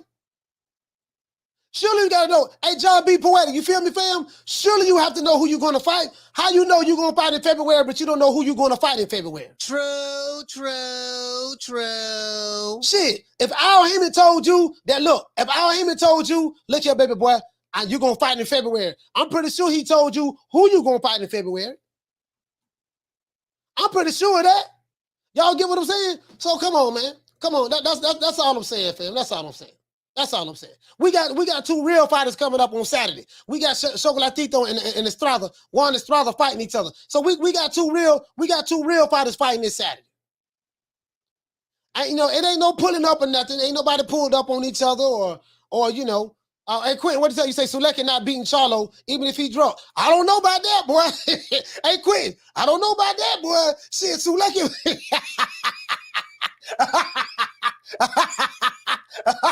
Hey, Quentin, I don't know, boy. Sulek might have a fight of his life. True. Hey, Quentin, I'm just fucking with you. Hey, now Jermall Charlo, he do be beating him tomato can. Now I ain't gonna lie. Now you might have a point.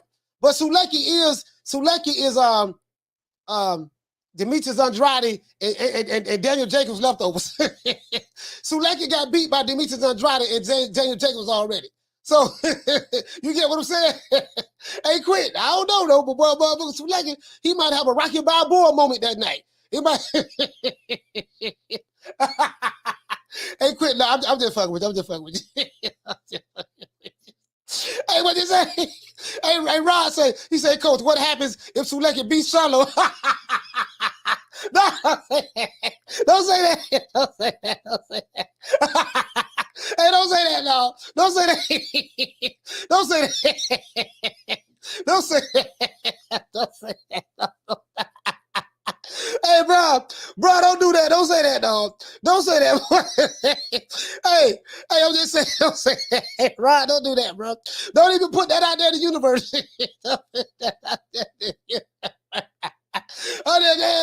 Boy, if he fuck around and lose to Suleki, we're going to have to reassess the situation. We must internalize the flatulation of the matter by transmitting the effervescence of the Indonesian proximity in order to further segregate, to preclude on the issue of world domination would only circumvent, circumcise the revelation that reflects the aphrodisiac symptoms which now perpetrates the Jericho's activation. That's all I'm saying. See, I'm a big fan of Jermall Charlo. I just want to hold him to what he's saying. I'm sorry? 160 is my weight division. I want to unify. I want to get Golovkin in the ring. I want to bring him to Houston. You know what I'm saying? I want to get Canelo out here to Houston. If they really to come down to 160, this is my weight division. So, man, this motherfucker. Hey, did you guys see how big Jermall Charlo was, bro? Did you see how big he was standing next to Bivol? That man was huge. Man, that man looked like a damn cruiserweight standing next to Bivol. Shit, if you look how big his walking around weight is. You can fight that man at 175 if you're really serious, but what's the point? The man said, I want to get 4 belts. I want to try to become undisputed. Shout out to Barcelona United. Salute to you, fam. That's all I'm saying. The boxing science. What you say? You say Charlo calls everyone out with zero intentions of actually fighting. He say that just to stay relevant. Hey, but Brady said, Coach, Big Zerdo going to bounce back. Yeah, we'll see. Yeah, he'll bounce back. You know, he'll get some more tomato cans. He'll beat them tomato cans. Shout out to Hyman. What he say? He said back to the drawing board to fight some more cans. All I'm saying is this, dog. I hope like hell. Now, sources say this is the sources say. I hope this shit ain't right. This shit ain't right, bro. Oh, Lord, boy. If he fights Suleki, boy, goddamn. Big bad Suleki. Smile back to be ugly. You say, Coach, you see White versus Franklin fight? I saw the last 4 rounds. Quentin, what you say? You say Bivol like, what you say? I'm like, Bivol like, I'm gonna act soft now, but when we fight, I'm gonna do to you what I did to Canelo. Yeah, I'm just saying, bro, we know that shit ain't gonna happen, fam. In-house fight, Al Heyman don't operate like that. It's gonna be an in-house fight, and you're gonna do what I tell you to do. We know that. We know that, man. For me, it was just an unrealistic pump fake. It was just an unrealistic pump fake. You get what I'm saying? You pump faking, goddamn well, man, that shit ain't going down like that, bro. You pump faking. You get what I'm saying? And we know that. We know that. We know you're pump faking. We know you ain't gonna. We know you don't mean that shit, bro. We know you don't mean that shit. You ain't moving up to 160. Shit, you ain't gonna move up to 168 to fight 2 dudes that's on the same side of the street as you. How am I to believe that you'll move up to fight Dimitri Bivol at a catchweight at 168? Like, make that make sense. So you're gonna skip the PBC. You fight for the PBC. You're going to skip the in-house fights that you can make in the PBC with Al Heyman and go fight another fighter that's not even signed to the PBC. How that's going to work out? How is that going to work out? You get what I'm saying? Like, how that's going to work out? Come on, man. Yeah, that shit there, man. Caller, what's your name? Where you calling from? What's up, Coach? It's O from Cali. O from Cali. I'll talk to him. Yeah, I think you're going too hard on Jermall Charlo, man. I'm a fan I think he should be able to fight Bivol. I'm a fan of Jermall Charlo. I know, but let me just get it off. I think he should be able to fight Bivol. And once he get his ass kicked, I think we should praise him and say he was chasing greatness. And we should all agree that he wasn't ducking Benavidez. Yeah. And that, how can you be ducking Benavidez if you fought Bivol? Yeah. So that he had, but on a serious note, I don't think he was serious. Nah, he was. Because you can't be serious. If you think you can beat Bivol, why not beat Jennebeck and fight Triple G for undisputed? Yeah, but how it just makes no sense. Yeah, but also how are you going to skip the 2 guys that's a part of your record label, part of your promotional company in Mugia, not Jaime Mugia, but Benavidez and Jamal and Caleb Plant. How you going to skip those guys to fight that's signed to you guys on the same side of the street to try to make a fight with another guy that's signed to a totally different network? Al Heyman don't operate like that. Everybody know that. Yeah, I agree with that. How you going to jump 2 weight classes? That's unheard of. Yeah. I mean, but you did see him. Like, this dude looked like he could fight at 175. Easy. Not only that, he wants to. I want to fight you, and I want to fight you at a catch weight. So you're dictating the terms. Okay, you're gonna come down to this weight, and you can fight me here. No, you want to fight? Come, bro. That's. I'm not gonna lie. I was embarrassed for him. To be honest, I was really embarrassed for him. I was like, damn. Yeah, he sounded like he was off the sauce because he didn't have his ducks in a row. It didn't sound like a legit offer. Yeah. I think he was trying to steal the show. But he needs to try to be undisputed before he move up. That's my opinion. What do you think about what? That's all I had. All right, shout out to O from Cali. Salute, fam. Shout out to my brother O from Cali, man. Salute. Hey.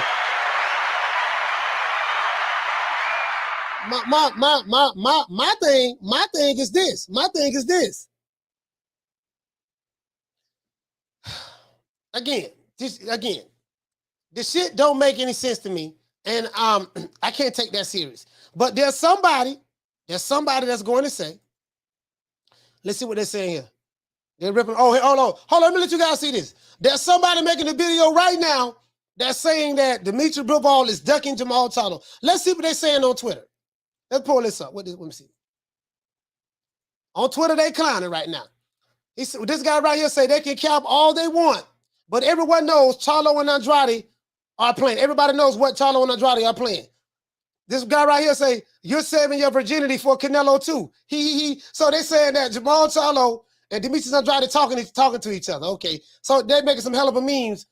Now, this dude right here say, shoot, they ain't gonna fight anyone until they fight Canelo.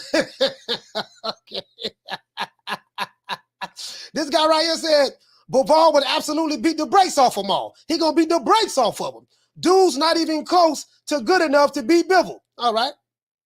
This guy right here say he tried to get him to come down to 160 and told him let's fight at 168. No belts. Like he do numbers. if he wasn't a twin, I forget that he existed.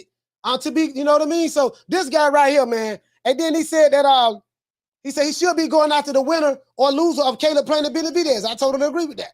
This guy right here said he capped in front of his face. This brother right here he said that's a fight I never thought would even be discussed. I'm intrigued though. This guy say he's intrigued. Interesting. This guy right here say this guy's been pro for 14 years and fought one decent name, 0 fights this year, 1 fight against a journeyman last year, never fought at 168, and out here trying to fake and ask for a Bivol fight. Let me retweet this. Let me retweet this and like it. Hey, this dude say Trout, Derrinchenko, J-Rock, Korobov, aren't decent names? Damn, okay. This dude right here say Trout. Now, Austin Trout is a decent name. That was at 154. Derrinchenko got 4 losses.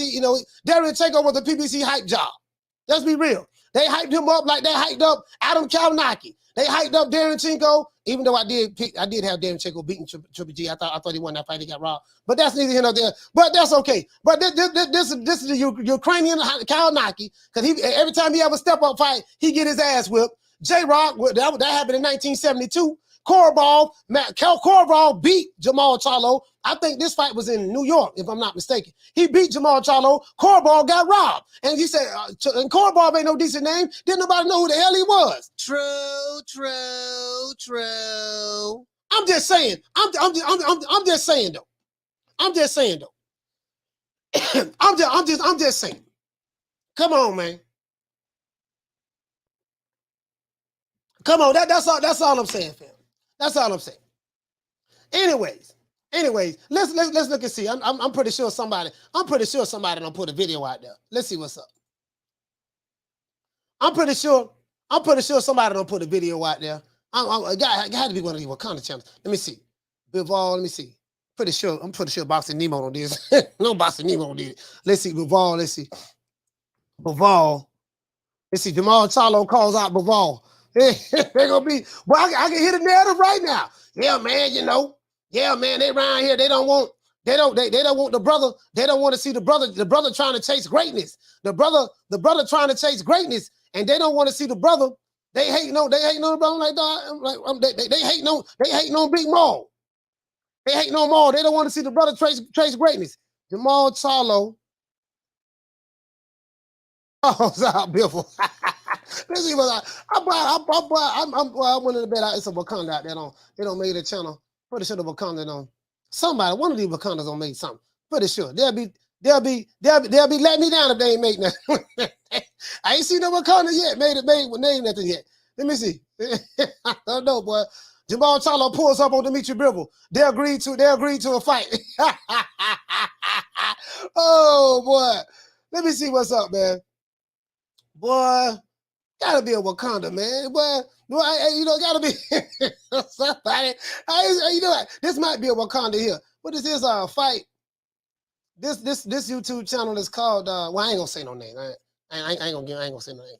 Anyway, it gotta be a Wakanda don't make something. Somebody saying something. Shout out to Tommy Gunn. Hey, okay. Dropping that $2 bam super chat on your boy. Hey, Leroy.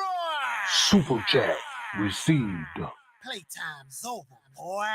Tommy Gunn said, I want what Charlo is smoking. Hey man, you know what? He's smoking some of the stickies up Dicky, boy. I don't know what it is, bro, but he's smoking some good stuff. Well, you know what I mean? He's smoking some good stuff. Well, I guess I gotta be like everybody else and saying Al Heyman. Yes, sir. The stickiest of the icky. You want to smoke with the old boy Rick James? Hey, Tommy Gunn, that's all I'm saying. Shout out to Midwest. He said you mentioned Maul on those channels.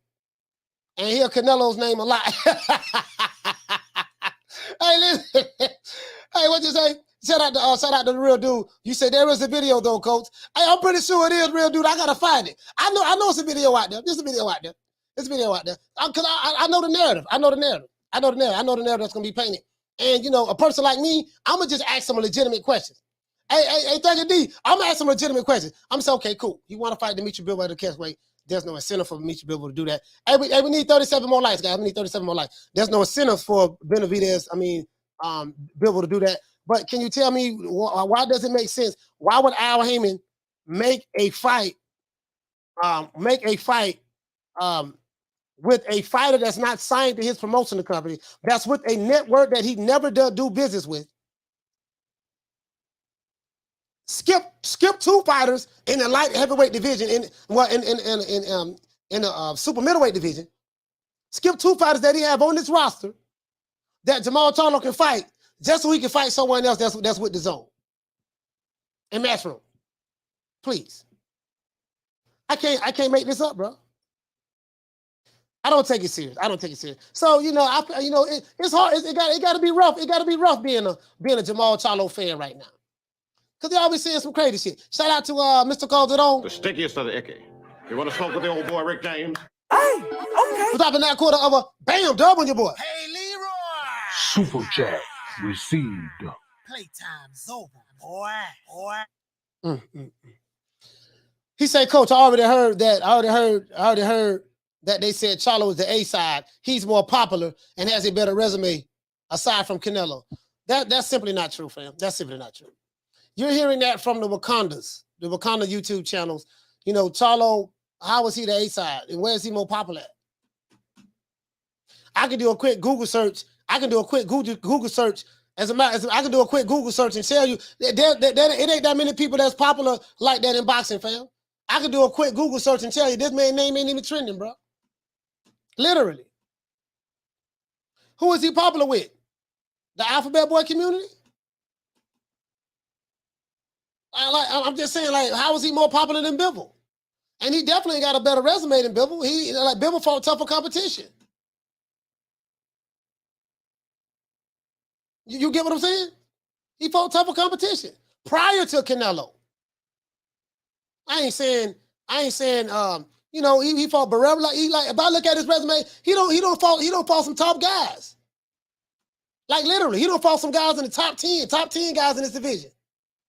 And I think he defended his title about 10 times already, something like that. He just beat an undefeated fighter, Zerto, and he beat Canelo Alvarez. No, that's bullshit. I Mr. Calderon, I totally disagree with that. Fam. Shout out to Real Dude Uprising. Hey, okay. Dropping that quarter of a bam dub on your boy. Hey, Leroy. Super chat received. Playtime's over, boy. Hey, what to say, brother? You say Bivol looked confused as hell at Charlo asking him for that fight though. He was smirking and had a question mark over his head. Yeah, a Real Dude Uprising. Yeah, he had his head tilted to the side like damn, where that shit coming from? Like, why he calling me out? That's a look at. Thinking D, what to say, fam? You say Canelo said he's going to beat up a soccer player for disrespecting the Mexican flag. They don't play about their culture. For real? Oh, you know what? Oh, you talking about, yeah. Hey, that shit crazy. Hey, thinking D. Hey, Canelo tripping like a motherfucker. How you listen, bro? Let me tell you something. I'm gonna tell you how it was brought to me. It's the principle. It's principalities. And then I think somebody sent me something to where what Chino said. Marcos Maidana made a reply because Marcos Maidana from Argentina, right? He made a reply saying that you ain't gonna put your hands on my dog from Argentina. You ain't gonna put paws on nobody. Something of that sort. I don't know how true that is, but that's what I'm seeing out there. But yeah, Canelo tripping. You gonna fight a motherfucker about a flag? You know what I mean? Did anybody get hurt? Shout out to Mr. Calderon. Hey, okay. Dropping that quarter of a bam dub on your boy. Hey, Leroy. Super chat received. Playtime's over, boy. What you said, man? You say that's what the caller said this morning on the Boxing Voice. I'm just a messenger. That shit ain't true, man.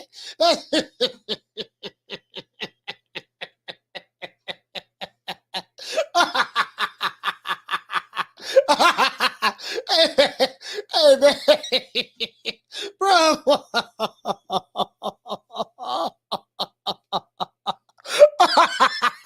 I'm laughing because I can imagine hearing them phone calls to the Boxing Boys. Yeah, man, you know, Jermall Charlo, man, yeah, man, he pound for pound. I don't know why he ain't on the pound list. See, he one of the best boxers in the world. Everybody know that, man. He beat J-Rock. He knocked J-Rock out.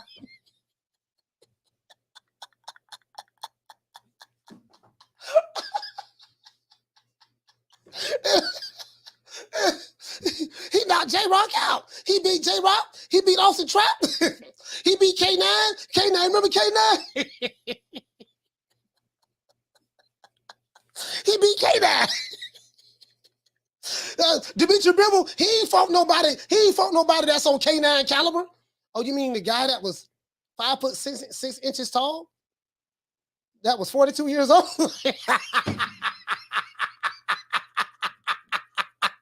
True. Hey, listen. You mean yeah, he knocked K9 out. He stopped him in the third round. You do know that Jermall Charlo is 6'1", has a 73.5-inch arm reach. K9 was 5'6". He fought him 7 years ago. Jermall Charlo was 26 years old. K9 was 42 years old, and he's 5'6". He was a blown up junior middleweight. Really, he should have been fighting at lightweight or something. He was a blown up junior middleweight. You do know that. You do know that, right? Yeah, but he beat him. Oh my God. He said, what about the African J-Rock? I'm just saying, bro. I wish I would listen to the Boxing Voice today. I probably could have heard. I wish I could have heard them phone calls. But I wish I could have heard them phone calls. What you say? I don't know how old he was, but he got his ass whooped. And I know I'm gonna knock that 305. Knock that 3. I'm just saying though, dog. Bro, oh my God. Some of these dudes just be in the land of delusion. What about Rocky Marciano? Oh, there they go. There they go. Every time I start talking about boxing, a white man got to pull Rocky Marciano out their ass. That's the one. That's the one. Rocky Marciano. Rocky Marciano. Let me tell you something wonderful. Rocky Marciano was good, but compared to Joe Louis, Rocky Marciano ain't shit. He beat Joe Louis's ass. Man, boy, come on, man. Come on, man. Come on, man. Come on, yo. That's all I'm saying. Hey, shout out to Real Dude Up Rising. Hey, okay. For dropping that quarter of a bam dub on your boy. Hey, Leroy. Super chat received. Playtime's over, boy. He said Jermall went up to Bivol with that "Can I ride your bike" energy. Man, come on, man. Hey, Real Dude. Man, come on, man. But I find it hard to believe they was calling in, people was calling into the Boxing Voice, capping for Jermall. Down from the bar, there's a platform stage. People pimping, sharp as razor blades. Hey, what to say, John B? You said I saw K9 in the grocery store one time. He was carrying his championship belts with him. No. No. He said K9 was carrying the championship. Man, K9, man. Bro, oh man. Hey, let's do this, man. Let's do this. Listen, man, listen.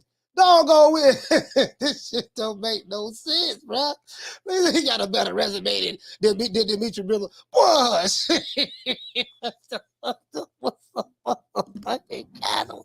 oh, well, he a two division world champion. Yeah, he a 2-division world champion, but god damn, who you fight matters, bro.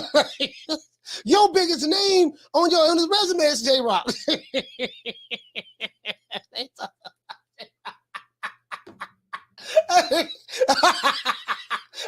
Did somebody mention J-Rock name? Did somebody mention J-Rock name? He fought J-Rock. Thank you, D. What did he say? He said, when was the last time Jermall fought? He fought Juneteenth last year. He fought June 19th, if I'm not mistaken. I think it was June 19th last year, 2021. So he's supposed to fight again in February next year. Doug and D, I want to lay this out for you. I want you to hear me real good, fam. Next year, February, and I said this yesterday, next year, February, the next year, February, would be the 15th year Jermall Charlo has been boxing. 15 years. 555. Think about that. Think about that. Decade and a half, this man been boxing. Decade and a half.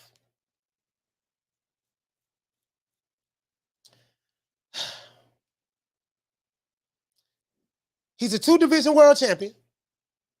This is true. The guy who we beat the belt, the guy who we beat to win the belt at 154 was 42 years old, 5 foot 6 inches tall. Jermall Charlo is 6'1". He had, and you see his walk around weight. Weight bullying at its finest, but it is what it is. He stopped K9 in the third round. In 15 years, fam, that's not even his biggest win. His biggest win when we fought J-Rock. That's it. I give him 3 names, K9, J-Rock. I can't even give him K9. J-Rock and Austin Trout. He went 12 rounds to Austin Trout. That's it, fam. How many unification matches have he had, Thug and D? 0.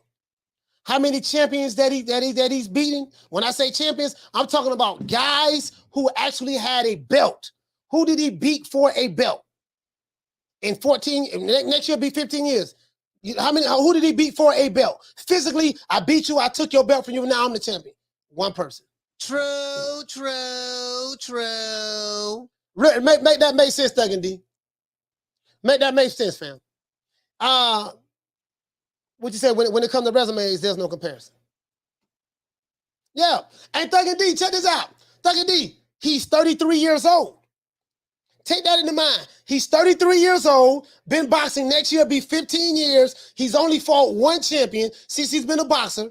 He's a 2-division world champion, right? 2-division world champion, that is true.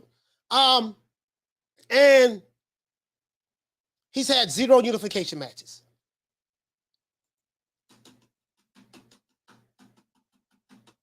At 33.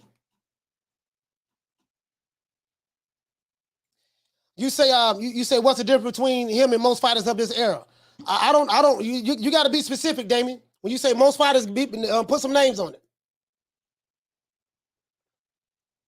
Put some names on it. When you say most fighters, give me some names. Give me some examples.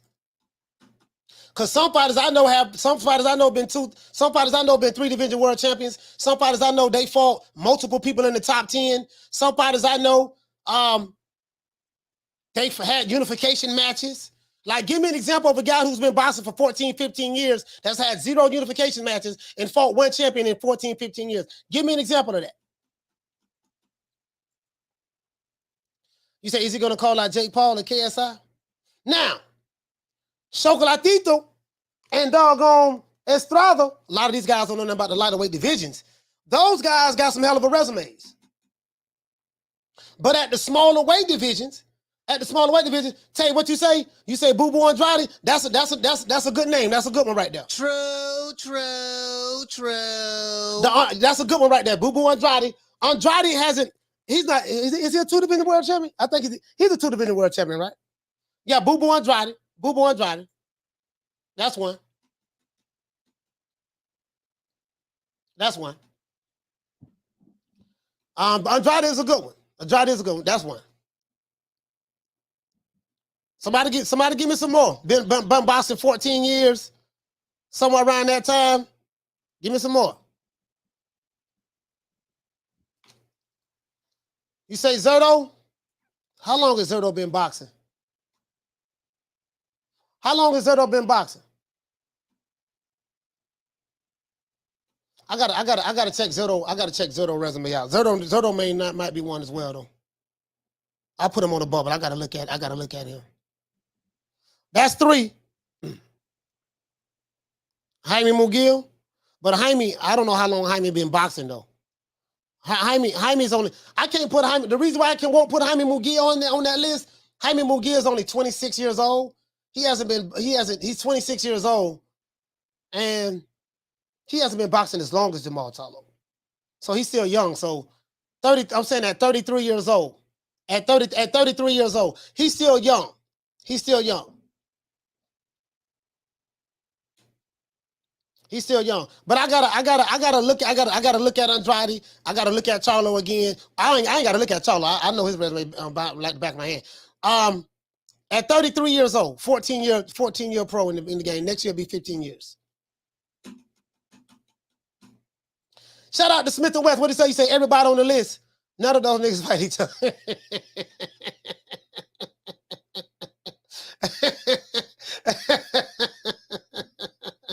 But you get what I'm saying though? But we have an excellent fight coming up this weekend. As a matter of fact, let's look at the fights we have coming up this weekend. Let's look at the fights coming up this weekend. Y'all come up with some more names. Cause what we gonna do? What we gonna do? Hey, what you say, Damien? You say that's my point, coach. Oh, you saying the names? Yeah, the names we just mentioned? Yeah, hey Jamie, Damien, we have 4 on here so far. It might be a couple of more. But again, I won't put David Benavidez's name on there. I won't put Jaime Munguia's name on there as of yet, because I need to see at what point they're going to be at in their careers when they reach Jermall Charlo's age. The age is a key thing, and how long you've been boxing. That's key as well. That's the only reason why I can't put them on there. You see what I'm saying? Brady 12, what did you say? You say, coach, who Shakur gonna fight? Everyone ducking him. Shakur got plenty of fighters he can fight over there on Top Rank. He got fighters he can fight over there at Top Rank. You get what I'm saying? He just moved up to 135, so he just moved up. He just moved up to 135, so we gotta give it some time. You know what I mean? We gotta give it some time and see what's up.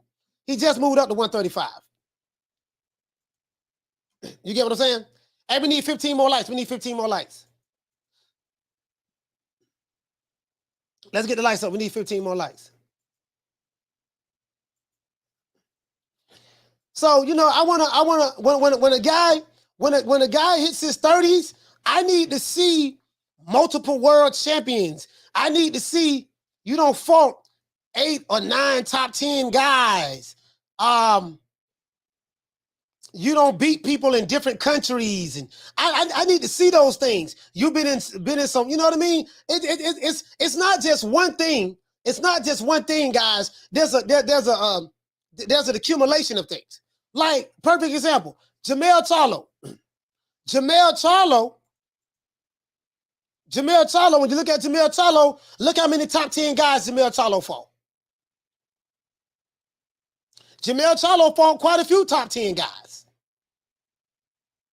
Lost his belt, came back, 2 fights later, won his belt back.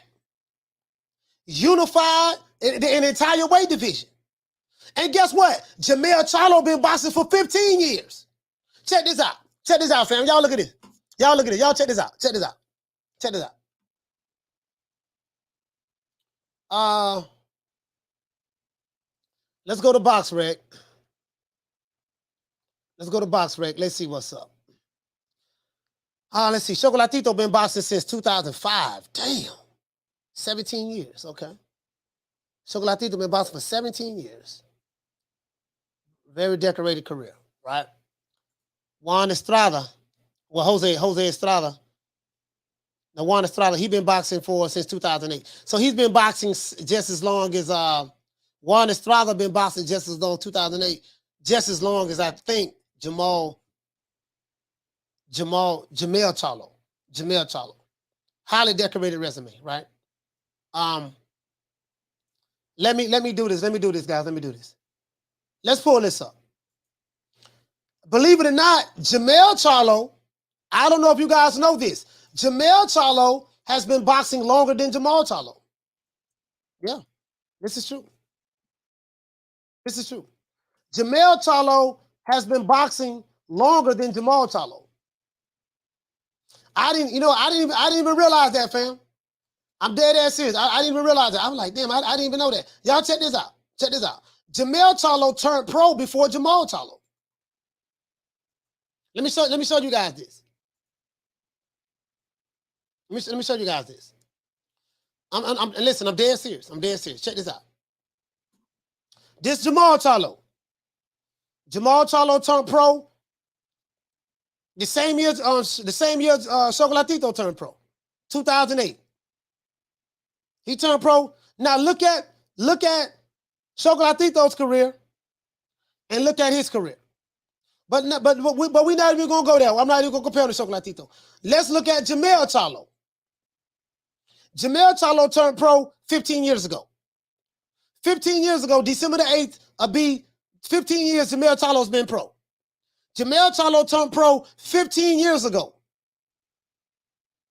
He's the undisputed world champion at 154 pounds. Two-time world champion because he won his belt and he lost it. Unified champion. Tony Harrison's in the top 10. Gilson Rosario's in the top 10. The champion took his belt. Brian Castaño's in the top 10. Champion took his belt.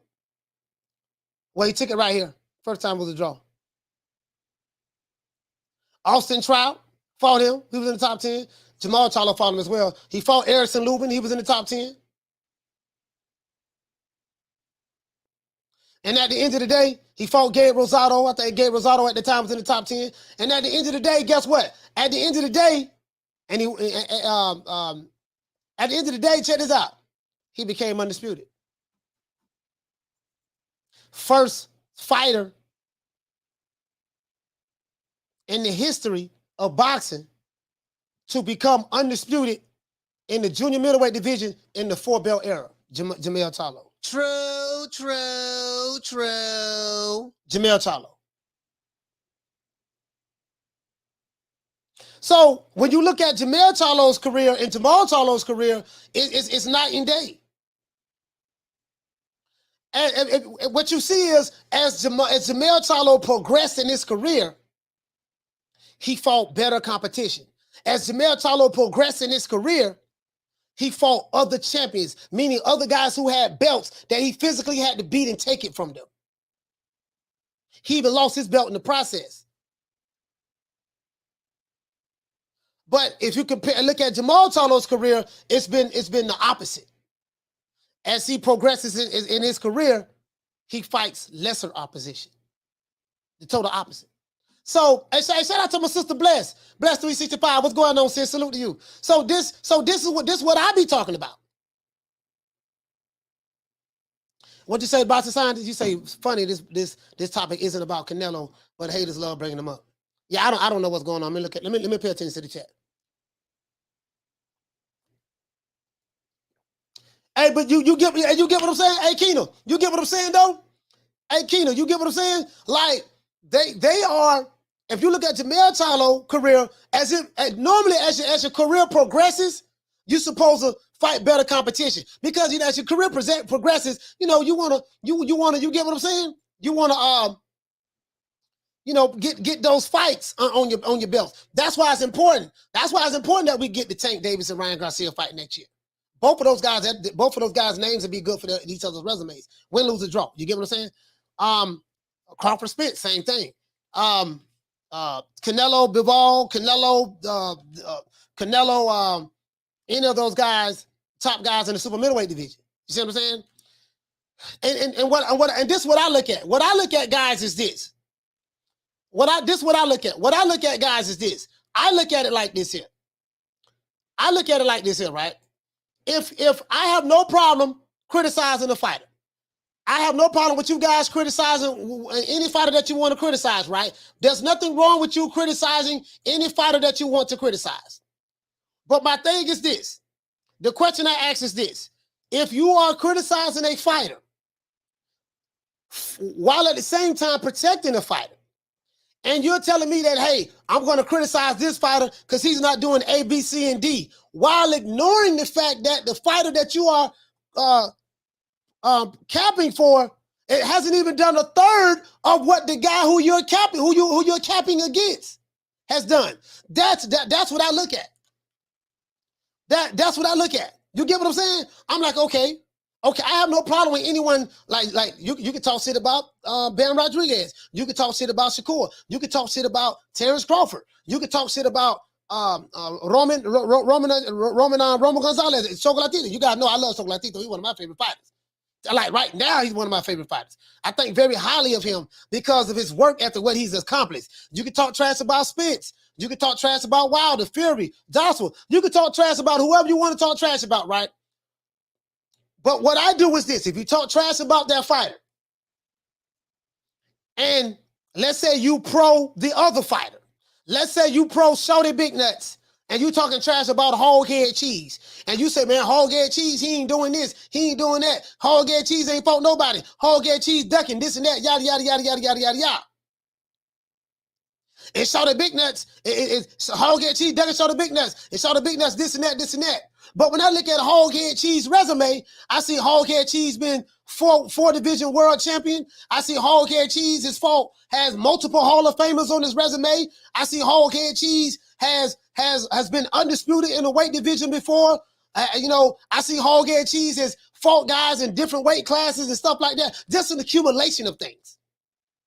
And I see that Shorty Big Nuts, he ain't done a third. He ain't done a 10th of what hog head cheese has done. I'm like, okay, how you gonna say hog head cheese ain't fought nobody while ignoring the fact that Shorty Big Nuts ain't did a goddamn thing? True, true, true.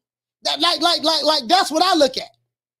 Hey, Keena, you get what I'm saying? That's what I look at, fam. You say Shorty Big Nuts just ain't got the chance to show it yet. Hey, Keena, but you get what I'm saying, though. You get what I'm saying? Hey, shout out to my sister Nick Rich. You get what I'm saying, though? That's all I'm saying, fam. That's all I'm saying. That's all I'm saying, fam. So, you know, when you look at Jermall and Jermall Charlo, both of their careers are going in like total opposite directions. So when I look at Estrada, when I look at Juan Estrada, I say, man, that boy got a hell of a resume. You know, look how many top 10 guys Juan Estrada fought. Look how many champions Juan Estrada fought. Future Hall of Famers that's gonna be on this resume. Chocolatito, same thing. Look, how many world titles he's won? How many weight divisions? How many top 10 guys he's fought? How many champions he's fought? He been knocked out before, that's true, but he don't have 54 fights. This is what I look at. He's been boxing what? He's been boxing just as long as listen, look at Chocolatito. He's been boxing just as long. He's been boxing just as long as Jermall Charlo. He been boxing for 14 years, fam. The man been boxing for 14 years, fam. Look at the Chocolatito and look at Jermall Charlo. Jermall Charlo been boxing for 15 years. Look at Jermall Charlo, and next year when Jermall Charlo fights, that's going to be his 16th year he's been a professional. Think about that.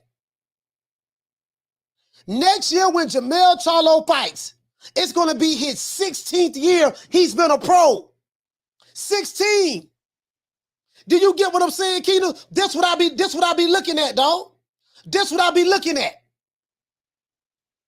This what I be looking at. So I don't just be talking, fam. I have points of references that I look at. I have examples that I look at that I have, and I compare the people to the examples. You get what I'm saying? Shout out to Lisa Bell. What did it say? You say Shoka and Estrada walking the Hall of Famers. Yeah. They going to the Hall of Fame. They're gonna be first ballot. They're gonna be first ballot. Keena, what you say, fam? Shout out to Keena. Keena he said True School. Shout out to True School Sports, man. That's my brother, man. That's a good dude, man. He's a solid guy. I always forget about his channel, but True School Sports is a damn good guy. He's a solid brother. Good brother. What you say? You say True School Sports said Chocolatito the most accomplished fighter post Mayweather Manning era. Damn, you know what? Damn, I didn't even think about that. God damn, I didn't even think about that.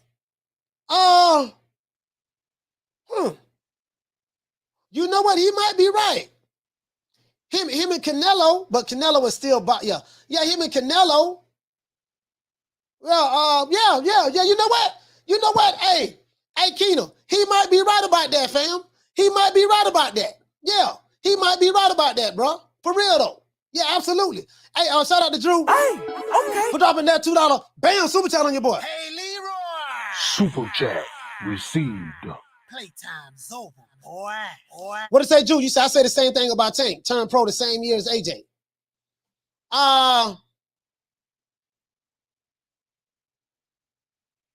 Oh man. Damn, you know, I didn't even realize that. And what you say, Damon? You say the more we look at the PBC, the more it appears they are professional career killers. You know, Damon, I don't want to say that the PBC is professional career killers. I don't want to say that, but like, okay, Errol Spence have had some of his legacy fights in the welterweight division, you know, with Sean Porter. You know, he got the names on there. I don't necessarily want to say that, but it, you know, bro, like when you look at the grand scheme of things, though, Damien, I do get where you're coming from because, like I say, when I look at the two Charlo brothers, right, and I put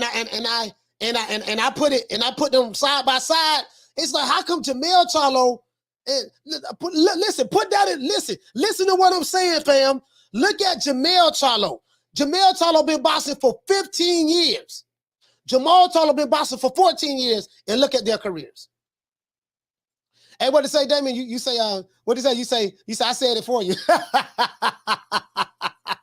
Hey, you know what, though? But I've been hearing that, though. It's like they say that, you know, PBC is the place where fighters go at to die. You know what I mean? When they want to kill their careers because they hardly fight. They don't really get the fights, and they hardly fight. But I think what it is, Damien, is they don't have the budget to pay for the fights anymore, like they had in the beginning. So they have to. They're probably working with smaller budgets from the networks as well after the investment, the hedge fund money ran out. So I think that's more so what it is. They just don't have the money to, to put on those big fights for those fighters, and whatever money that they was being promised in the beginning.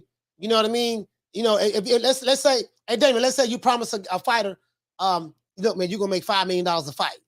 Back in 2015, when the PBC first started, right? 16, 17, 18. This when Keith Thurman was like, you better not duck me, son. They know that they're making like $3-4 million a fight, right? Around that time. But then now, they don't have the money anymore. They don't have the budget. So, and let's say you're getting paid $3, $4, $5 million a fight, and you want to fight multiple times a year, understandably so, because if you fight multiple times a year, that's $5 million a pop, right? Or $3 million a pop, or $4 million a pop. Now the budget ain't there.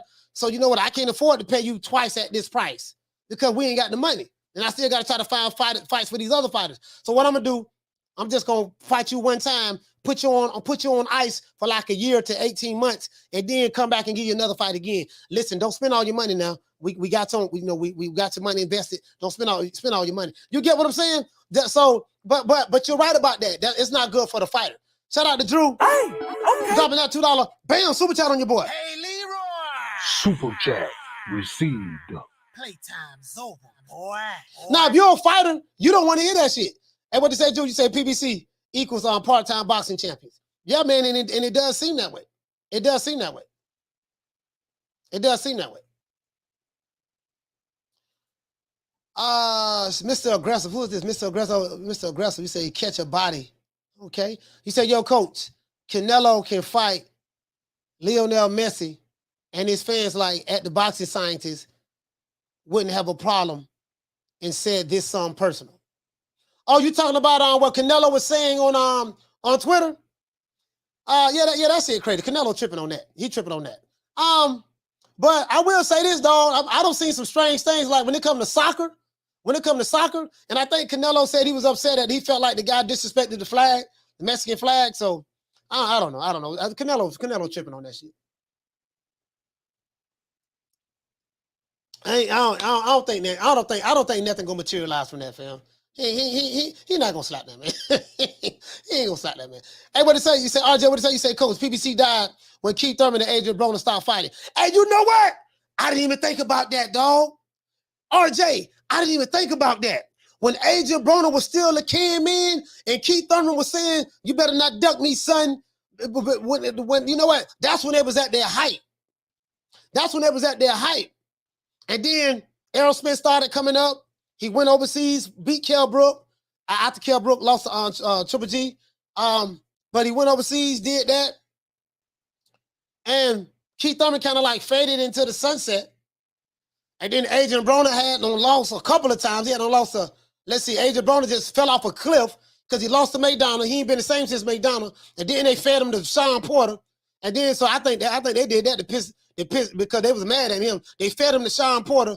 Then he fought Jesse Vargas on the zone. I think that was on the zone. One fight. I think he had one fight over there on the zone, or it was a cross promotion fight. I'm not sure. And then he came back and had a draw. No, then he fought Manny Pacquiao. Man, Adrian Broner got they gave AB the fights. They gave AB the fights, bro. If you look at it, they gave AB the fights, bro. They gave him the fights, but I didn't think about that until what you just said. It's kind of like they fell off. It's kind of shout out to Nick Rich. What did he say, sis? You say Canelo was a clown for that. Seriously. No, that is some clown shit. Absolutely. I totally agree with that. That's some bullshit. Keena, what you say? You said them steroids got Canelo out of character. hey, Clinton Buterol ain't no steroids, fam. Clinton Buterol ain't no steroids. But I think he's a part of Vada now. I think Canelo get tested. He's a part of Vada, Anthony Joshua. There's a couple of fighters that's a part of it, the clean boxing program. A couple of fighters are. But yeah, man, but that soccer, bro, that soccer, well, the soccer, that shit's serious, bro. That shit's serious, bro. I seen dudes. Listen, I was, all jokes aside, I was at the park, right? And there was some guys playing soccer, just soccer by themselves, on the field. I think it was like some Mexicans and stuff like that. Some Jamaican dudes, some dudes from the islands and something like that. They was playing against each other. They was having a tournament. Like, this some true story. And just a whole fight broke out, bro. Bro, like, I want to say like at the end of the match, man, that whole fight broke out. They didn't fight about the actual soccer match that they was having. They got into an argument about the World Cup or something like that, and the entire fight broke out. True. You know, I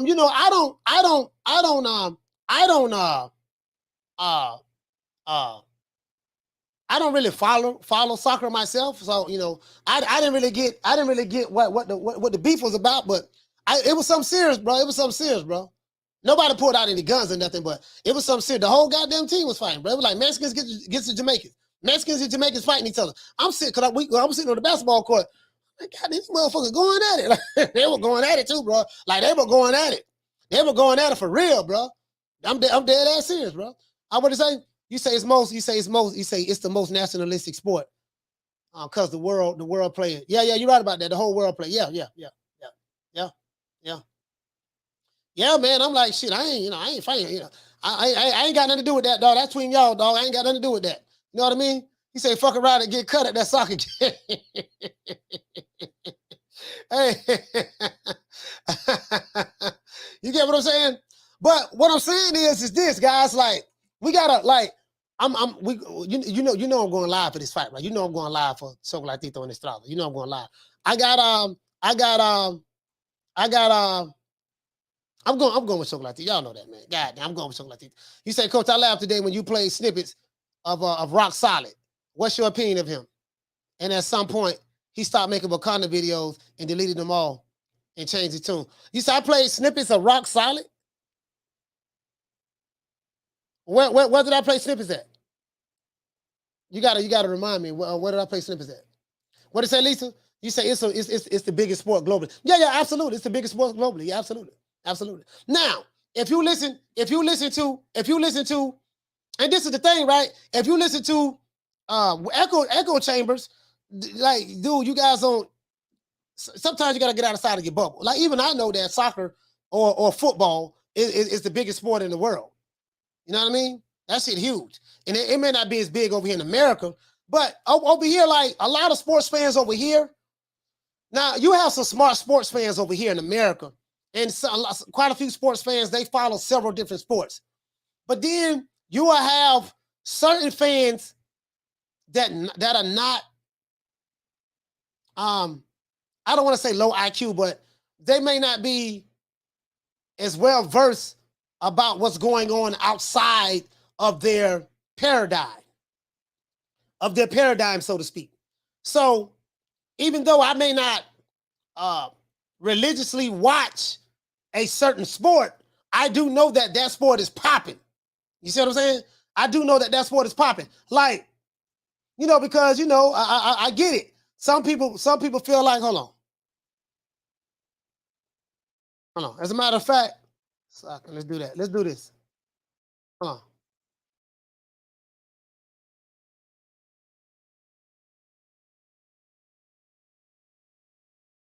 Let's see what's up. Now that's in America. Search term. Let's see, web search. Let me do this here. But you get what I'm saying? Like some people, I'm sitting there looking at something, guys. Hold on. Some people, they don't like they don't really get it. Games. I want to see games.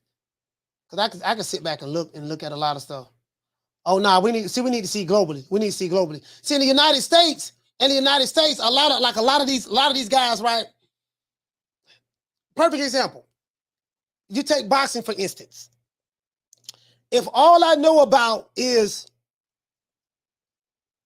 Errol Spence, Terrence Crawford, Jermall and Charlo, if that's all I know about as related to the sport of boxing, if you bring up a new way to me, I would tell you, oh man, don't nobody know who he is. He ain't nobody. He ain't popular. Because of my ignorance. Because I'm in my bubble, and I think because certain groups on social media that I'm a part of, I really believe that Inoue is not popular because he's not popular with me. He's not popular with my favorite YouTube channel. And that's simply not the case. You get what I'm saying? So I think a lot of us have, we forget that even this sport of boxing is a global sport. And every fighter is popping in their region of the world. Like in America, fighters ain't popping all over America over here. You got fighters that's popular in certain regions. If you're from Texas, you got fighters that's popping in Texas. You get what I'm saying? If you're from Nebraska, you got fighters that's popping in Nebraska. Because America is a huge country. If you're and then hold on, that's if you're a popular fighter.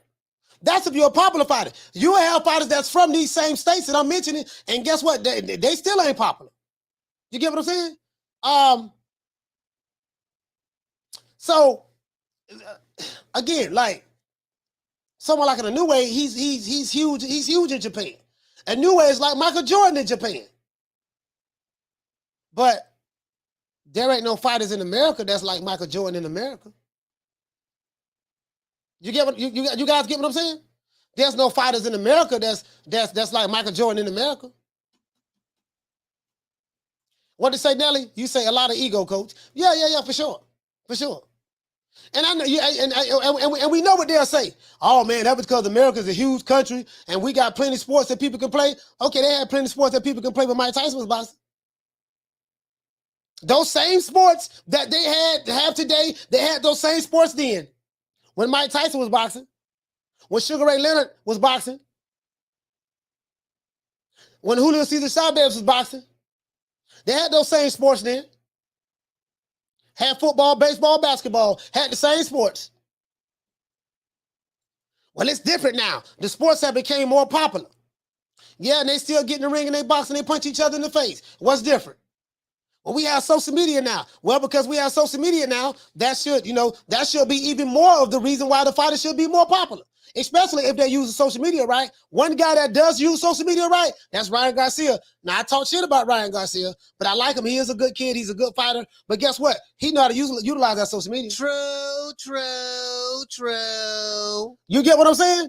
There's no, they talk like, shout out to Keenan. Keenan, what did you say, fam? You say, and Mike was an icon. Yeah, but see, they talk like, this the thing, though. Check this out. This the thing. They talk like these fighters that's walking around today are icons. There's no iconic fighters that's walking around in America today. If there is, name them. Give me one. I don't want two. Give me one. Just give me one. Give me a half a fighter. Give me a half a fighter that's an icon, on that level, like Tyson and was and stuff like that. Just give me one. Give me one. Just name one. Fuck it. Name one outside of Canelo. You can't say Canelo. You can't use Canelo. He said, preach, coach. You gave the best advice for any fan when it comes to boxing or sports, period, in my opinion. Stay on the side of the sports and you will never go wrong. I see why people get weird. Yeah, the reason why I say that's why is because remember the fighters come and go. The fighters come and go.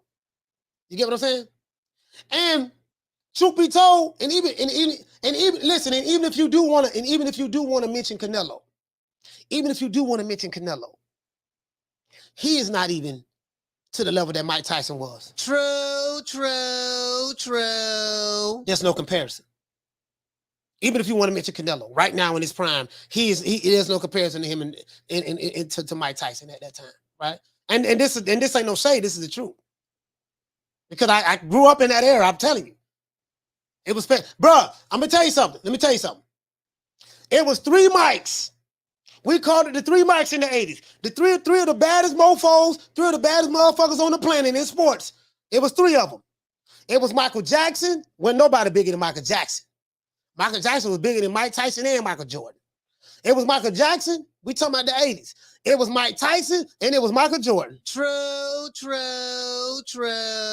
Now, of course, in the 90s, Michael Jordan surpassed a lot of people. But what I'm saying is, it was the 3 mics. And the thing that get me, guys, is, shit, I don't see none of these dudes walking around on that level. Not even a 10th on that level. I don't see nobody shutting down shopping malls when you come through when you walk through the mall. I don't see anybody women fainting when they see you. Oh, let me get your autograph. I don't see people running up to you with their babies. Take a picture with my sign my breast right here. Women doing that. I don't see that. Like, give me a fighter. Give me one. True. Shout out to Drew. Hey, okay. Dropping that $2. Bam, super chat on your boy. Hey, Leroy. Super chat received. Playtime's over, boy. You said no American fighter has reached Ali or Tyson status. Yeah, and Ali was bigger than Tyson. But you get what I'm saying though. You get what I'm trying to say. So you know, that's what I be saying, dog. Like, it was the 3 mics, dog. Jackson, Jordan, and Tyson. It was the 3 mics. Jackson, Jordan, and Tyson. But in boxing, these dudes, ain't none of these dudes popping like that.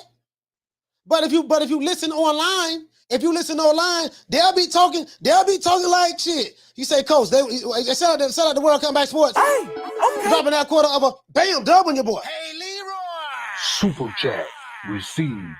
Playtime's over, boy. He said, Coach, they want to be social media famous. Yeah, you know what? Hey, World Comeback Sports. They want to be social media famous, and guess what? They don't even do a good job at that. True. They don't even do a good job at that. They don't even know the social media game. That's one thing I will give Ryan Garcia. He's tapped into that. And shit, if Ryan Garcia want to take it to another level, because he has the money to get him an entire social media team and really take his numbers. More than likely, he has a team. When you got the kind of money that Ryan Garcia has, he has a team that's constantly working on SEO, working on keywords, working on getting his brand out there. So he has a team that's already doing that. When you got money like that, you have a team. If I ever build up enough money, I get me a team to help me with all this shit. And I do this part-time. This is not even, I don't make no hell of a money doing this. I make money on my own business, on my strength and conditioning business. But what I'm saying is if I was to like really do this full time, like go all out with it, I would hire me a team. I hire me a team. That's what I do. I won't make no thumbnails, none of that shit. I just tell them, hey, look, this is what I want to talk about today. Give me some good keywords. These fighters I want to talk about. Y'all do the research on that. Come back and let me know what was the SEO score on that. What was the keyword score on that? Okay, give me an SEO rich. Give me an SEO rich title. Give me an SEO rich description. This is what we're gonna talk about today. Okay, cool. Let me see the thumbnail. I'm gonna see the thumbnails. Let me see the thumbnail. What you got? You know what I mean? I'm just saying that's what I would do. You know what I mean? That's exactly. Hold on. That's exactly what I would do. That's exactly what I do. I have an entire team. I make sure the contrast is good on my stuff. The saturation. I make sure the blur effect is pretty good from a negative standpoint in order to get a picture some more pop. What the vibrance look like, bring out the highlights and the shadows. I do all of that. I make sure I approve all of that. That's what I would do. Shout out to Drew. Hey, okay. For dropping that $2. Bam, super chat on your boy. Hey, Leroy. Super chat received. Playtime's over, boy. Yeah, man. World Combat Sports is right though. They want to be in social media famous, but they don't know how to. They don't even know how to work social media. They don't know the social media game. You say AJ currently only current fighter that has women less than. Down from the bar, there's a platform stage. People pimping, sharp as razor blades. You get what I'm saying though? That bro, I can't. Now, you have some fighters that are retired, they have grown men falling out and fainting over them. After my God, I respected you. I respect you. After my God. I respect you. After my God, give him after my God. You second to God, champ. No. I didn't listen. I respect him. I'm sorry. I respect him. Come on for the nigga pass out. Take the picture before you pass out. Yeah, get him before he pass out. Yeah. Hold him up. Yo, we gotta take this guy everywhere. Yeah. Yo, shit. He needs air. You need air. Take the picture. Take the picture before you face the picture. That's my hero, right? That's my hero. One more. It takes a lot to do. All right, why you pushing? Don't worry about it. Come on, I got you, guys. Now, when you guys have your fighter, show me your fighter. If Floyd Mayweather retired. Now, show me your fighter that have grown men fainting, falling down on their knees, crying, looking like they want to give him some awesome jawsome in front of a whole bunch of tenderoni. True. After my God, I respected you. After my God, you're second to my God.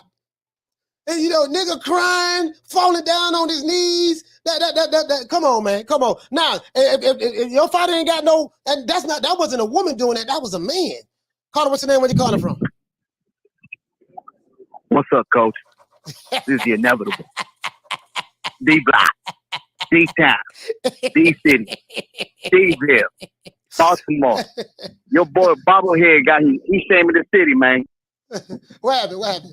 What's up, coach? You good, man? You good? Yeah, I'm good. All right, man, I hear your topic, but, man, actually, yesterday, I was really trying to have a conversation with you, but I couldn't because I was at work, you know what I mean? So I couldn't really put myself out there, man, talk what I needed to say. Yeah, go ahead. About that, I know it has nothing to do with anything right now, but about that conversation that Bobblehead was having with his coach and these two other, Tank Davis followers and shit, or worshipers, just like that guy right there with Floyd Mayweather. What you talking about at? Where? You talking about the Rise podcast?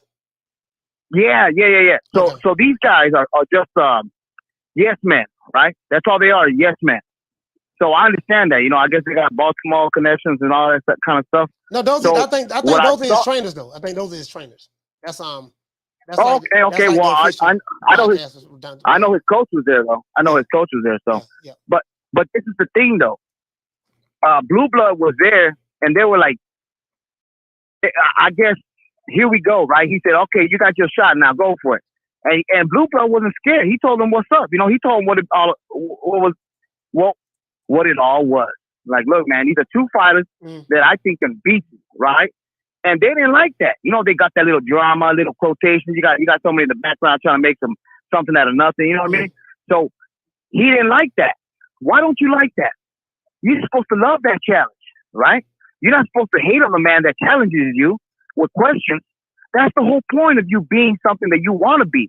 Great. You want people to look at you and say, man, he took all comers and goers, right? Mm-hmm. It ain't about you getting mad and trying to like Blue Blood told him, of course you're supposed to be mad. Of course you're supposed to be. You're the boxer. You this. But he got so mad at Blue Blood that he didn't want to hear from him no more. He's like, oh, here we go. And that's the thing that I hate, that I don't like about Tank Davis, right? And his coach too. They're all yes men. There's nobody there to tell him the truth, right? Now that he's going to be free, I understand that now, right? But like we always say, coach, I always say this, at the end of the day, when I look at you, the way you are with all these yes men around you, I promise you, just like every other fighter that we know, coach, everybody has taken an L. Oscar De La Hoya, Shane Mosley, Vernon Forrest, Bernard Hopkins, Roy Jones Jr., everybody. Nobody is unbeatable except for Floyd. We know that what he did, at the end of the day. But, and one more fighter, I think he has an undefeated record too. Or Marciano too. But at the end of the day, we're all going to see one day where he falls. Just like when I saw Adrian Broner. They hyped him up so much. And I betted so much money on that Maidana fight. And I said, Maidana going to come out there and whoop that ass, tap that ass. And that's exactly what happened. It's going to take somebody. It could be Haney. It could be Shakur. You know what I mean? So do you think that it's going to get... what I'm trying to say, Coach, is I think he's getting too much into his head. His head is blowing up. Like he's all this and that. Do you think that, Coach? No, I mean, I'm gonna be fair as possible. That what is Tank, Crawford, Spence, Wilder, whatever. He's a fighter. Fighters, they supposed to, they supposed to have some kind of bravado about themselves. He feel like he's the best fighter in the world. He has a chip on his shoulder. When you hear Tank speak, you hear someone who has a chip on his shoulder. He's going through a lot of whatever the case may be. But a lot of fighters have chips on their shoulders. They have that edge. Devin Haney has a chip on his shoulder. Ryan Garcia has a chip on his shoulder. These fighters, they have chips and they really want to, some of them, they really want to go out and prove stuff. Another thing you got to take in consideration too, Tank is probably looking at it like Blue Bloods now. Remember the LDB, those guys over there, the Alphabet Boys, he felt like they shit on Tank a lot. They talk bad about Tank a lot. And Blue is pro Devin Haney because Bill Haney and them are a part of their organization now, the Alphabet Boy organization. So they always, so Tank, you got to understand, so when Tank has Blue Bloods on his platform, he like, no, this old bitch ass nigga here, this nigga the one always shitting on me. So you got somebody who always talking bad about you all the time online. When you get the guy on the platform, you're not going to be, you get what I'm saying? So, I mean, I want to give it its proper context. I get what you're saying, but you're leaving out the context. You're leaving out the context. And one more thing. I know I talked a lot, but healthy criticism is always good. You're always going to have that somebody to push you to know that you have faults, right? And that's the problem that I see with Tank Davis, Coach, is that he thinks that his booty don't stink. You know what I mean? Or he don't pee the same pee that we pee. You know what I mean? I'm just saying overall. Like this guy thinks that his shit don't stink. Dude, you human just like everybody else. At the end of the day, you a boxer. I appreciate you.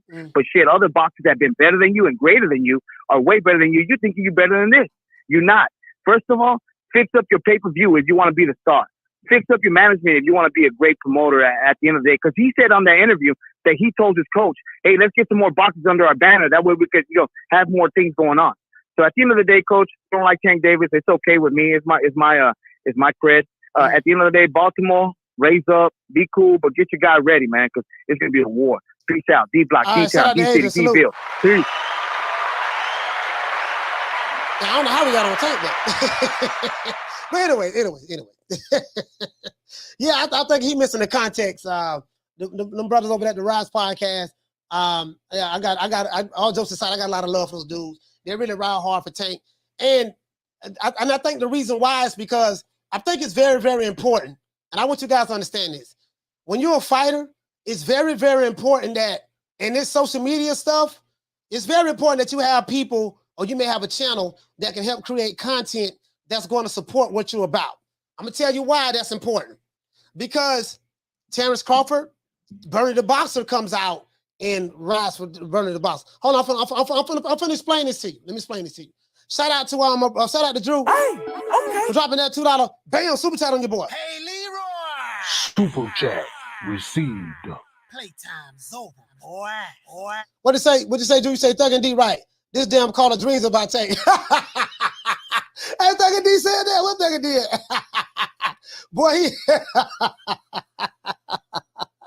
Boy, he hate Tank Davis with a passion, boy.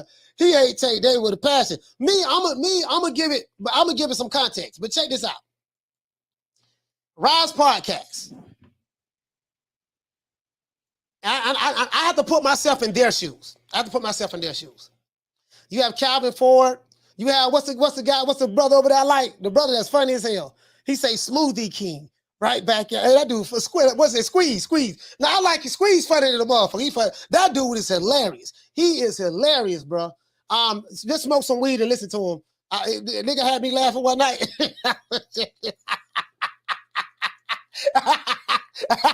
Hey, look here. Hey, listen. Every time somebody just drop a super chat, I was on some of the stickers of the Icky one night. I was some of the stickers of the Icky. The stickiest of the icky. You want to smoke with the old boy Rick James? I was on some stick Icky, and he kept saying, "Smoothie King, right back at you."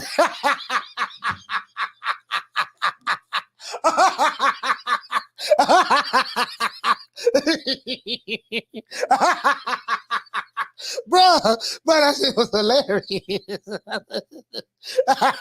But anyway, that ain't the point. But anyways, when you have several content creators, especially if you have a group of content creators, and this group, they have multiple channels. They may have 10 channels, and they may have their affiliate channels that pretty much push the same narrative that they push. And all of these guys, they like the same fighters, they hate the same fighters. And they shit on the same fighters, right? If you listen to Boxing Ego or listen to the Alphabet Boys, they pretty much say the same shit. If you listen to, you know, the other guy, they say the same. All of them say the same shit, right? For the most part. So, if you're somebody that started the Rise podcast, you're like, man, every time I turn around, man, we ain't getting no positive press on our fighter. These guys are just overtly biased against our fighter, like Tank. So when people type Tank name in the social media engine, in social media engine, guess what? They constantly seeing these videos of motherfuckers shitting on Tank. Or if it's Devin Haney, or if it's Terrence Crawford, or if it's Errol Spence. So what it is, and I think this is the context that Adrian D Block is missing. So I don't look at those guys at the Rise podcast as being yes men. Those guys are trainers. They do have a plethora. They do have a group of fighters that they train. You get what I'm saying? But Tank is their guy. You know what I mean? And they're gonna ride for him. Me personally, I don't see nothing wrong with that myself. Just like Adrian, you're gonna ride for Devin Haney. You see what I'm saying? But the only difference is those guys are in the sport of boxing. They train fighters. You ain't got to agree with everything they say, but they train fighters. They're in the sport of boxing. I don't know those guys, so I ain't capping for them because I don't know neither one of them. There's nobody over there I know. You see what I'm saying? There's nobody over there I know. So, but that's what you got to look at it as, right? So when Tank was having this discussion with Blue Blood Sports TV, you got to look at it from a perspective of he looks at Blue as the ops. This guy been shitting on me. Him along with his entire crew, entire Alphabet Boy community. They shitting on him because they got a pact with Devin Haney because of Bill Haney. Because Bill Haney is politicking with those guys. He get them interviews, they're gonna deride for him. Maybe he giving them a couple of dollars to cap for him. I don't know. Maybe he is, maybe he not. I don't know anything about that. He might be shooting them a couple of dollars. He may not be shooting them a couple of dollars. When I say them, he might be shooting the lead or something. I don't know. Jabba the Hutt. But that's what it is. So they're pro Haney. Rise podcast, it's just one of them. You know, they ride for Tank. You get what I'm saying? Bernie the Boxer, he ride for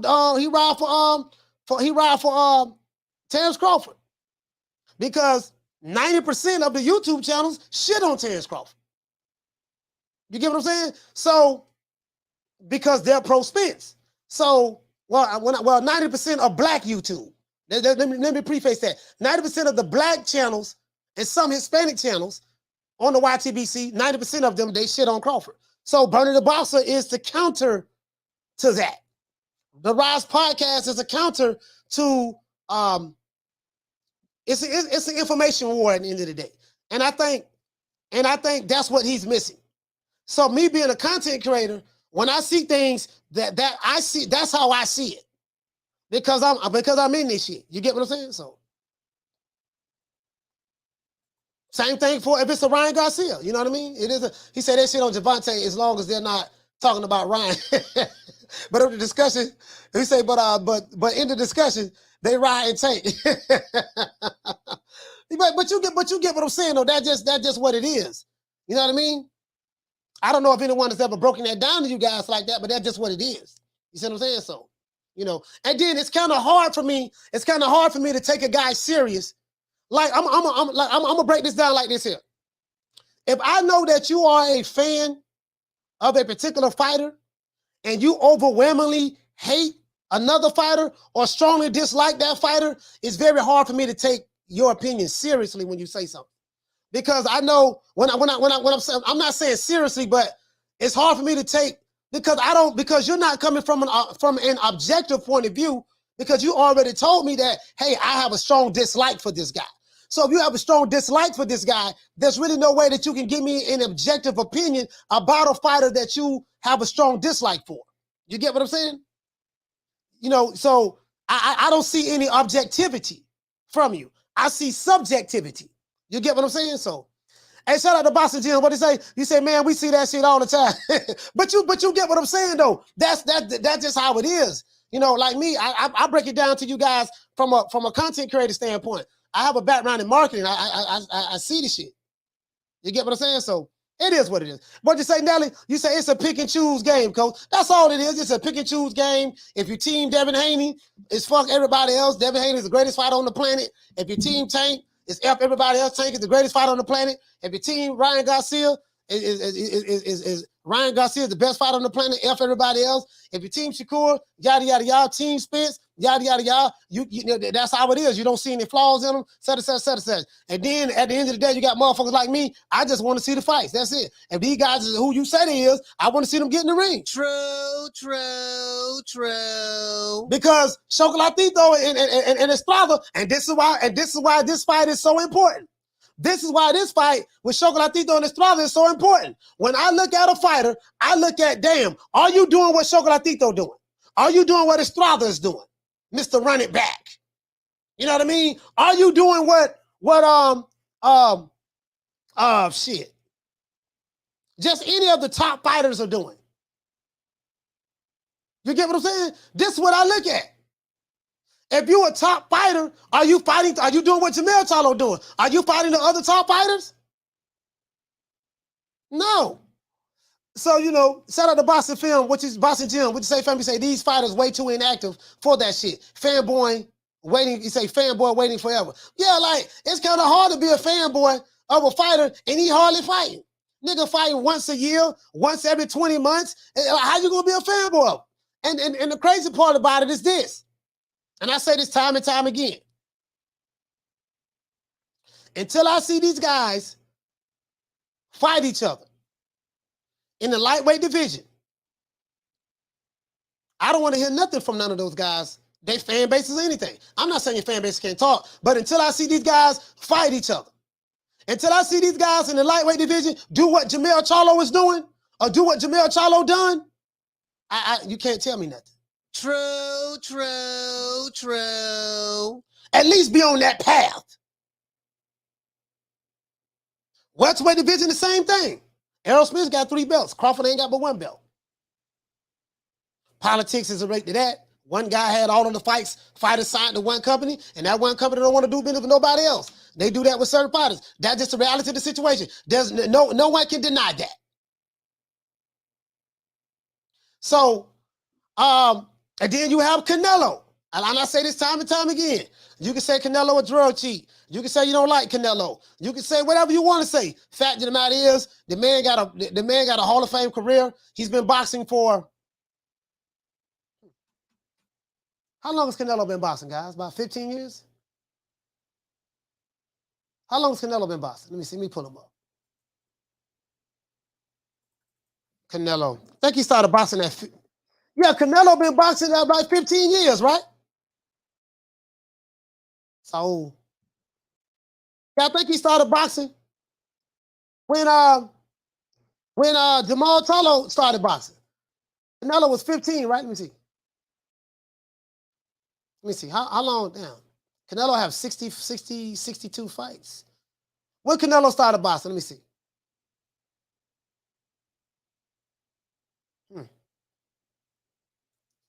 Go all the way down to the bottom.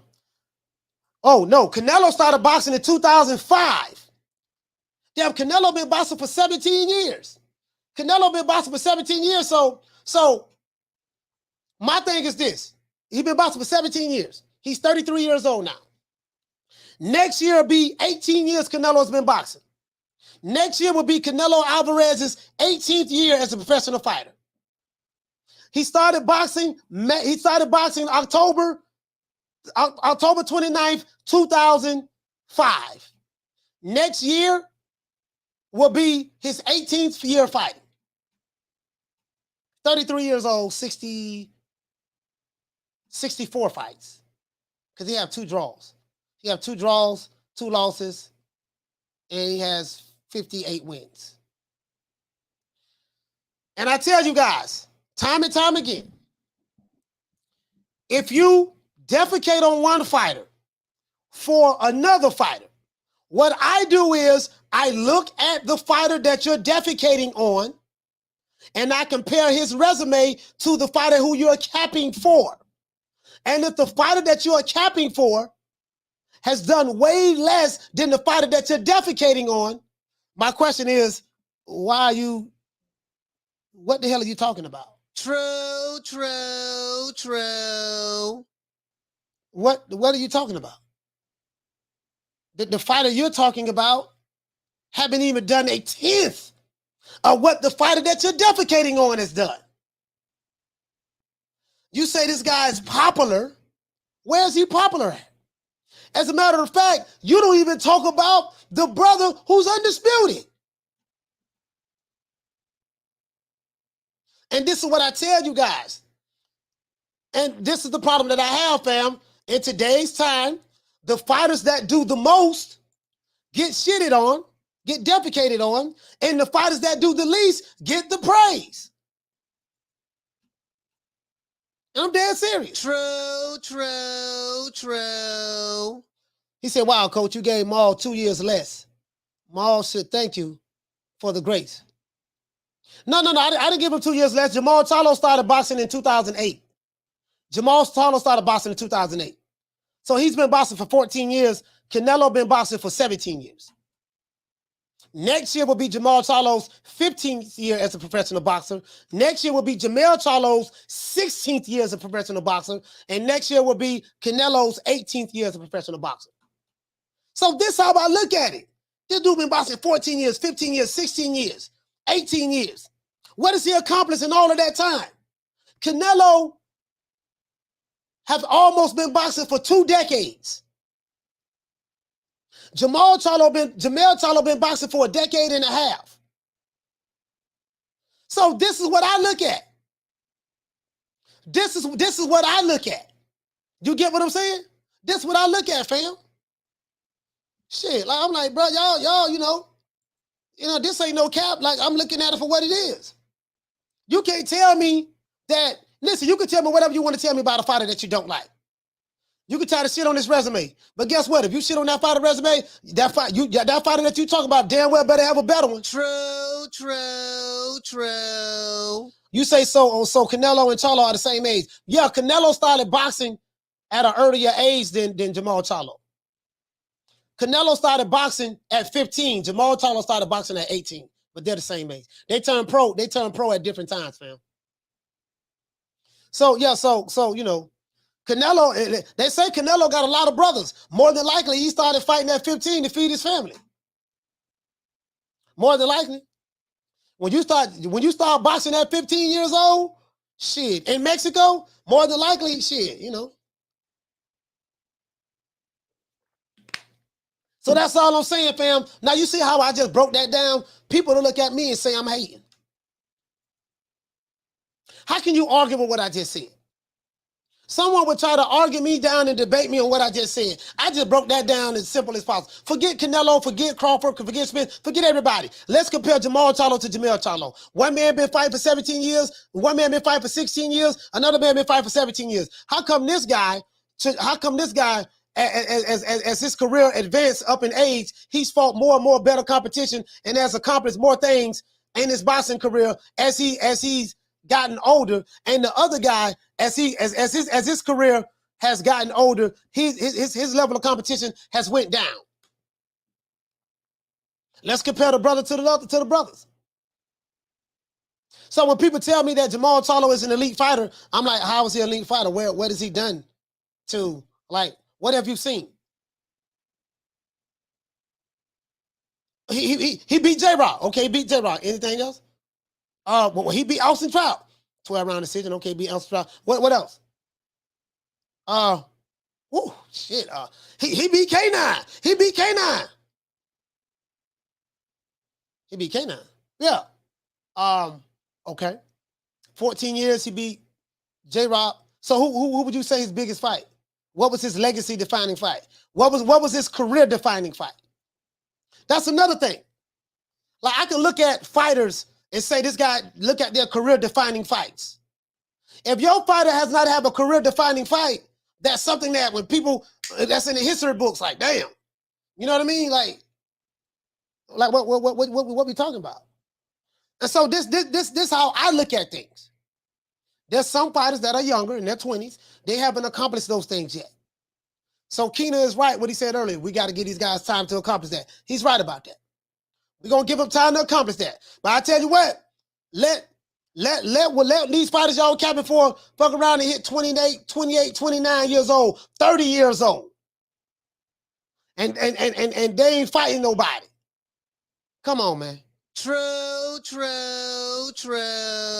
Then I'm gonna have a problem. Then I'm gonna have a problem. What did you say, PBC Center? You say he beat J-Rock, K9, and Corbar. As a matter of fact, Corbar got robbed. True. Truth be told, Corbar got robbed. Shout out to Jugs. Hey, okay. Dropping that quarter of a bam, dub on your boy. Hey, Leroy.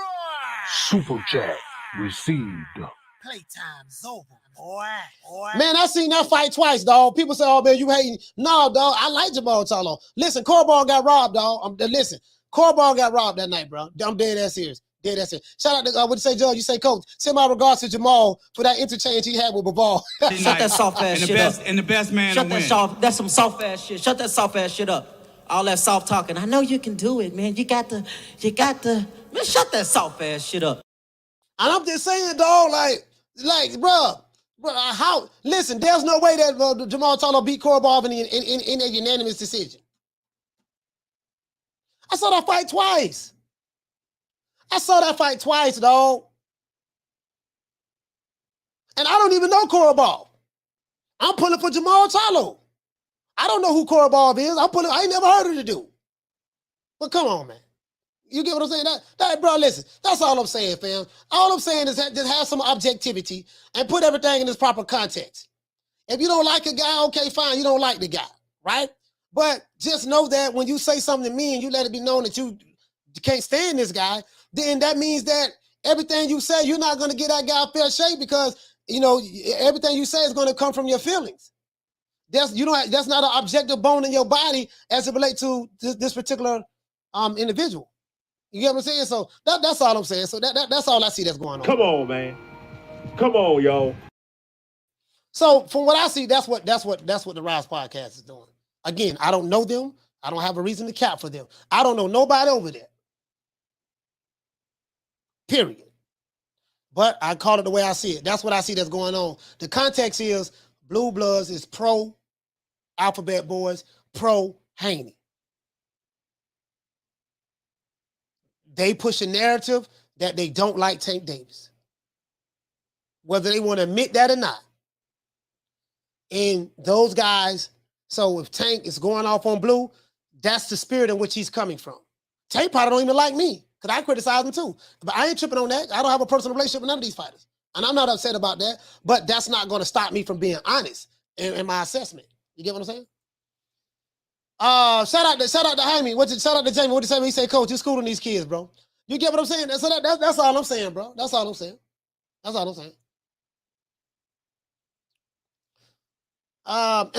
this is why I say, man, like, you stand on the side of boxing, bro.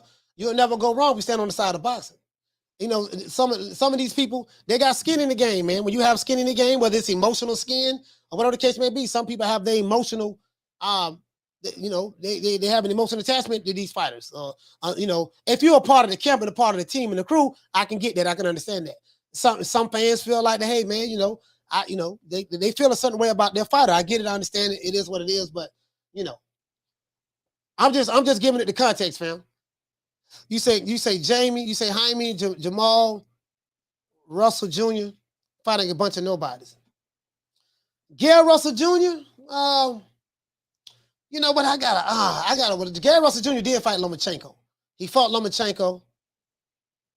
I gotta go back and look at Gary Russell Jr. Resume. I think it's a little bit better. What'd you say, Swad Jones? You sound with your coach. I'm staying on the side of the sport. Social media is new, but not boxing. Facts, exactly. He said, well, boxing, what you say, I want boxing to come up in popularity. But how can that happen when people take it so personally? It's a sport. The thing is this, fam. Boxing is going to, again, we're getting the fights at the lower weight divisions. We're getting the fights in the super middleweight, super middleweight division, light heavyweight division. But the popular divisions, like the heavyweight division and the welterweight division, we call it the welterweight division because there's a bunch of weighting going on. In the middleweight division seems to be some kind of log jam. And specifically with the middleweight division and the welterweight division, one financial advisor or promotional entity controls those two divisions. So that's where the politics comes in at there. So those popular divisions, we're not going to get those type of fights that will bring the spotlight to the sport again. The glamour divisions. You get what I'm saying? And that's what I see that's going on, fam. That's what I see that's going on. That's what I see that's going on. And until you get rid of that, it's more so the advisory companies and some of the promotional companies that are doing this. You know the crazy thing about it, and I remember I had I had Rick Glazer on the show, and I told Rick Glazer, I said, you know what, man, Don King made Bob Arum a better promoter, and Bob Arum made Don King a better promoter. And he said, I couldn't agree with you more. He said, I told Don this, and he told Bob this. You guys made each other better promoters. You want to know why? Because they had to Don King had to always put on big fights with the top guys in order to take control of the market. And Bob Arum was competing with Don King in order to put on the top fighters, the top fights, and because he was competing in the market. You get what I'm saying? So you had two mega promoters that was putting on big fights, and they was doing cross-promotional fights. So Bob Arum has a history of doing cross-promotional fights. So when people tell me, oh man, Bob Arum, he doing the same thing PBC is doing. I'm like, no, not really. He's not doing that because he does cross-promotional fights. And listen, I'm not a fan of Bob Arum, but he does cross-promotional fights with Matchroom. He does cross-promotional fights with Probellum. There's only one promotional company, and Matchroom does cross-promotional fights with Probellum and Matchroom. But there's only one advisory company that won't do promotional fights with nobody. And they have a fan base that'll tell you, you have to come on, you on the wrong side of the street, you got to come sign with us in order to make fights happen. So I look at the history. Historically, what have you done since you've been in conception? You get what I'm saying? And right now, so that's what I look at. That's what I look at.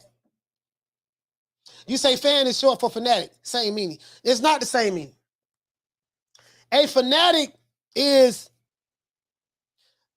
American football. You have dudes. I have a cousin, right? He's a fanatic of the Tampa Bay Buccaneers. When he go to the Bucs game, he has the face paint on. He has the face paint on his face. He has the costume on. He be yelling and screaming with the face paint. That's a fanatic. Me, I'm a fan of the Bucs, but I just go there, watch the game, cheer a little bit.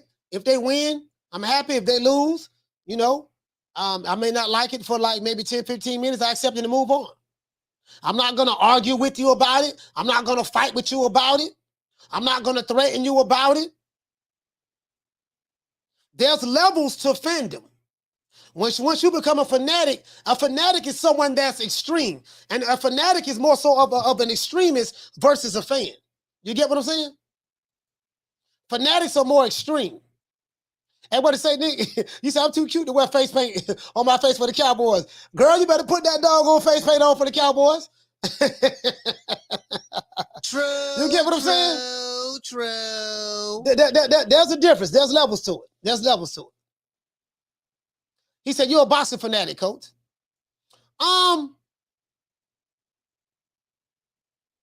I wouldn't say I'm a boxing fanatic. I would say I am a diehard fan of the sport of boxing because you don't see me like when you look at what a fanatic does. I don't do the things that fanatics do. I'm passionate about the sport of boxing, but I don't do the things that fanatics do. You know what I mean? Like if you see this shit right here, man, you'll see yelling and screaming, the threatening motherfuckers, the stuff that some of these dudes do in the name of fandom, the fanaticism is just a different level. I've never done that. Now, I will say this, I take that back. When I was a teenager, yes. When I was a teenager, boxing scientist, yes. Mike Tyson got beat by Buster Douglas, man, I cried. True. Hey, when Mike Tyson got beat by Buster Douglas, man, I cried. I would have been that dude, drop the Addy. Buster Douglas, drop the Addy. We finna pull up. Like, bro, we wanted to find Buster Douglas to jump Buster Douglas. We wanted to jump Buster Douglas about Mike Tyson. I've been a fanatic before. I've been a fanboy before, so I know of Mike Tyson. Marvin Hagler, same thing. Same thing, fam. Same thing. I was mad for a whole month. I didn't want to be happy for a month. I was mad for a whole month when Mike Tyson got beat by Buster Douglas. You get what I'm saying? So that's all I'm saying. That's all I'm saying. I was crazy about.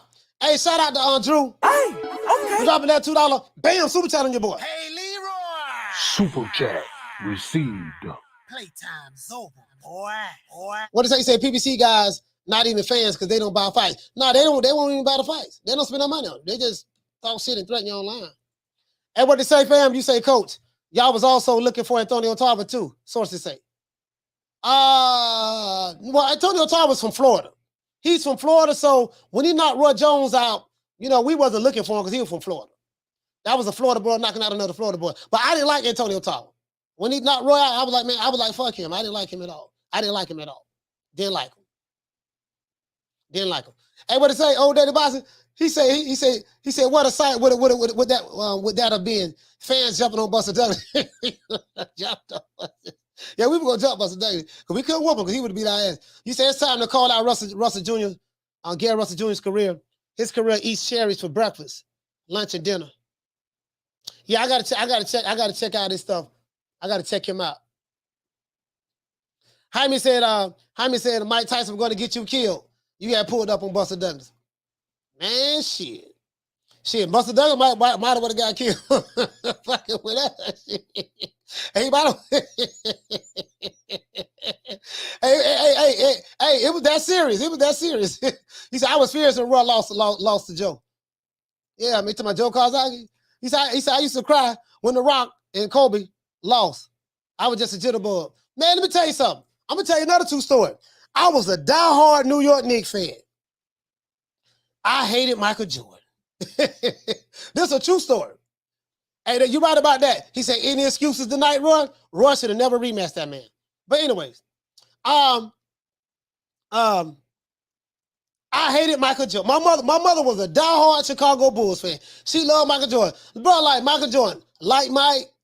I want to be like Mike. Michael Jordan had commercials everywhere, like Mike commercials. He was in movies. He was a global icon. And I hated him. My mother loved him. Because I used to like the Knicks.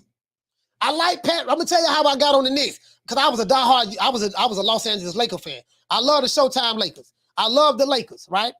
The Lake Show, baby. Magic, James Worthy, Kareem, Byron Scott, Kurt Rambis. We running down the court. I used to love dog on the Lakers. And Pat Riley used to coach the Lakers. You see what I'm saying? AC Green. So when Pat Riley left the Lakers and went to the Knicks, I became a Knicks fan on top of being a Laker fan.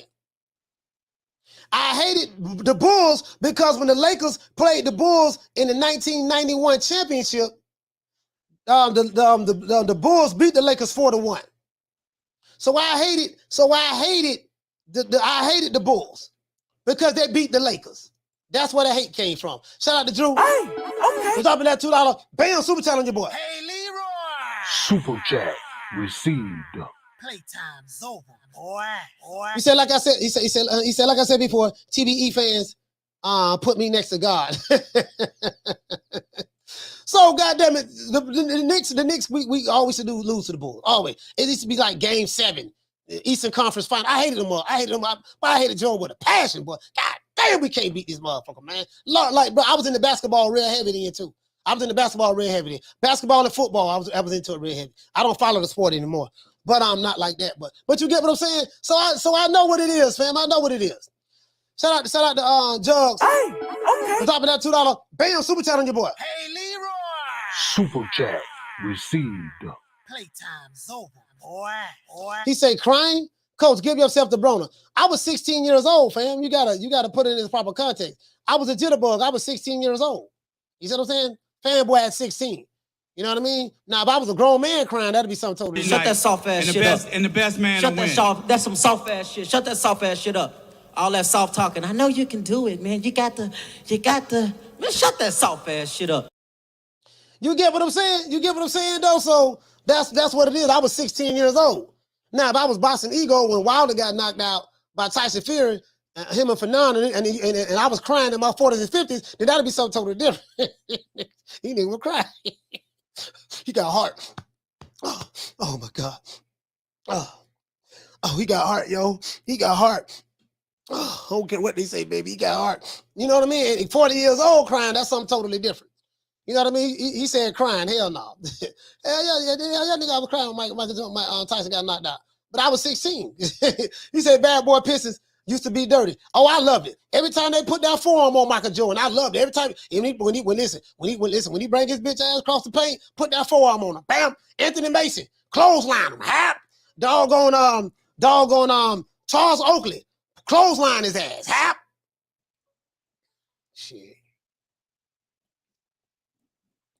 Carter, what's the name? Where you calling from? What's up, Coach? This is the inevitable. D-Block, D-Town, D-City. I know it's late.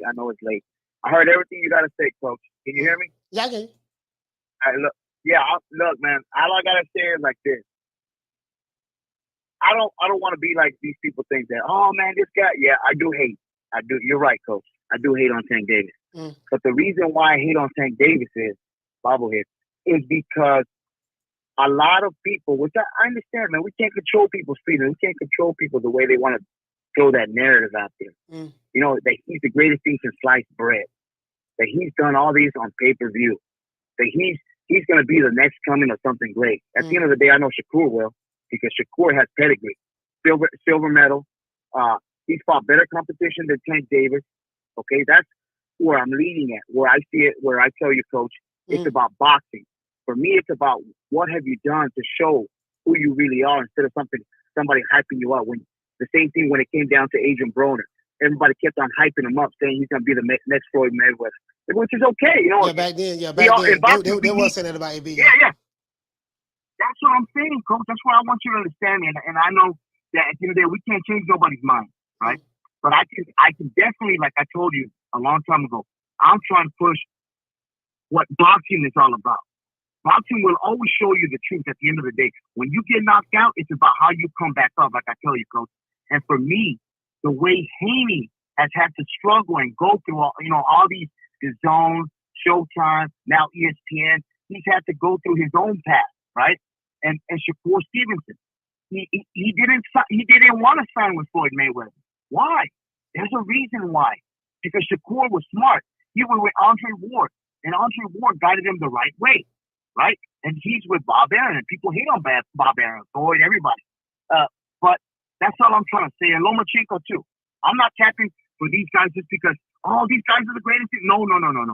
I'm tapping for these guys because they're proving themselves. What they have done is way better than what Tank Davis has done and will ever do, no matter what. I don't care if Tank Davis beats everybody in the future. At this age with Shakur Stevenson and Devin Haney, what they have done is light years away from Tank Davis, what he's done. That's all I was trying to say, Coach. what hard things that Devin Haney has went through? I don't see anything that he went through that was hard. No. I'm saying, well, what Devin Haney had to go through was, you know, I mean, he had to go in there and just get with Floyd's dad, go through all the opposition, show himself that he's there for real, right? His dad pushing him, helping him out, you know, and his dad, his dad had money. I ain't gonna lie about that. Devin Haney's dad has money, right? Yeah, I mean,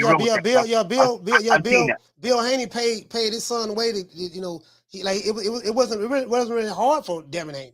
You know what I mean? He trained with Floyd Mayweather, trained with Mayweather Senior, stuff like that. But you know, he went to the zone. He made a lot of money over there. You know, he became a champion. You know, then now he's with Top Rank. He fought George Camboso twice. You know, became undisputed. So I don't really see, and then he's only 24 years old. I don't really see any struggles that he's been through. The road has been pretty much paid pretty easy for him, if you ask me, to be honest with you. Yeah. I'm just saying, Devin Haney has had to prove himself way more at a younger age, been pushed at a younger age than Tank Davis, okay, to fight real fights, okay? I'm just saying. And Devin Haney has proven himself to where we are today. Undisputed. You can't take that away from him at all, ever. It's in the record book where you can look at Tank Davis and he has he has regular titles and one legitimate title. That was it. That's all he's done at 28 years old. And he's about to hit 29 next year. Where Shakur Stevenson has proven himself where he should have been a gold Olympic medalist. But they stole that from him. But it is what it is. And he's proven himself by beating the competition in front of him easy. And he's had tougher competition than Tank Davis, right? And Lomachenko, 2-time silver medalist, has proven himself. Second fight, first title fight, he lost. Third fight, Russell Jr. beat the hell out of him. I'm just trying to keep it real. So the problem that I have, what you're saying is this. Yeah, go ahead, so it seems to me that because of your dislike for Devin Haney, because of your dislike for Tank Davis, and that's fine. If you don't like him, you don't like him. You said that, in your opinion, there's nothing that he has done or will ever do in the future that will accomplish or eclipse what the two Shakur and Devin Haney has done. Tank Davis' career is not over with yet. But I say all that to say this. I say all that to say this. Because of your dislike for Tank Davis, it's as though you don't give him credit for anything. You see what I'm saying? Yeah. And it's like you overly praise this Devin Haney. Now, no one can take, you're right about that. No one can take away Devin Haney's accomplishments. He is the undisputed lightweight champion of the world. Those are facts. I've said that numerous times on the show. Whether you like him or not, you can't take that away from him. But it'll be disingenuous for me to say that Devin Haney had to go through hard times and been through struggles to get to where he's at in his boxing career. That's not true. His dad has money and they pretty much paid his way to get there. You see what I'm saying? He didn't really go through any struggles. His dad, Bill Haney, is a very, very good businessman. He put his son in very favorable situations. They have very good deals with Matchroom in the Zone with Eddie Hearn. And then now they're over there with Top Rank. And he had to fight George Cambosos, which, let's be real, George Cambosos is he ain't no world beater in the lightweight division. It's just that the way that things worked out for Devin Haney, because of this war that went on with Lomachenko and with Ukraine and Russia, Lomachenko stayed over there in Ukraine. If Lomachenko don't stay in Ukraine, we wouldn't even be having this discussion right now about Devin Haney being honest. We wouldn't even be having this discussion right now, to be honest with you. So it just seems to me that, I'm just saying to me, me being objective, it seems to me that, hey, because of your dislike for Tank, there's nothing that he can do right in everything you're saying. It's just overtly negative against him, and you're praising Devin Haney so high when you know that he hasn't fought Shakur Stevenson yet, he hasn't fought Tank Davis yet, he hasn't fought Teofimo Lopez, who's going, he hasn't fought Ryan Garcia. So there are still fights that need to be made in order. Now, is Devin Haney undisputed? Yes. Is he the best lightweight in the lightweight division? I can't say he's the best lightweight in the lightweight division. You want to know why? No, hold on. Hold on, hear me out. You want to know why I can't say that? Because you got to fight the other top guys. All right, I like that, coach. Marvin But guess Hagler what? did that. Muhammad Ali did it. Sugar Ray Robinson did it. James Lights Out Tony did it. Roy Jones, you have to fight the other top guys. When you fight the other top guys, that's when we have a conclusion on who is the top guy, who is the best guy in that division. That's how you clear all doubt. Sugar Ray Leonard. Everybody, Marvin Hagler hated Sugar Ray. Why? Because Sugar Ray got everything. Olympic, he got money out of that. Everybody loved him. He was adored. America loved him. Guess what Hagler did? He went and beat everybody the hell he could. He wanted that fight so bad, right? Tank Davis, you could say, is like Marvin Hagler. Well, he's mad because no. No, he's not Marvin Hagler. He's nowhere near Marvin Hagler. No, he's not Marvin Hagler. No. The way it's going is where Haney has all the titles. He's legitimately the number one person in that division. Yeah, that's true. Tank Davis is getting bash because he doesn't have no titles. He's secondary. So guess what? All that anger is going to get inside of him and say, okay, like he told Blue Blood, get him. I want him. That's good with me, coach. That's all I want. We all want to see the best fight. That's all I got to say. D-Block, D-Town. All right, shout out to Adrian, man. Salute, Thank you, coach. Appreciate you. Peace. Shout out to Drew. Hey, okay. For dropping that $2 bam super chat on your boy. Hey, Leroy. Super chat received. Playtime's over, boy. Drew said this caller again. He's right. He say Thuggy D is right. He sprung on text. Down from the bar, there's a platform stage. People pimping, sharp as razor blades. Shout out to Jugs. Hey, okay. Dropping that quarter of a bam dub on your boy. Hey, Leroy. Damn, it's 3.5 hours. I ain't never riding like this long. Playtime's over, boy. Jugs say he say then give Fernando and ego to bro. Shut that soft ass shit up. And the best man Shut that that's some soft ass shit. Shut that soft ass shit up. All that soft talking. I know you can do it, man. You got to. Man, shut that soft ass shit up. Shout out to Swat Jones. Hey, okay. For becoming a new member. Salute, fam.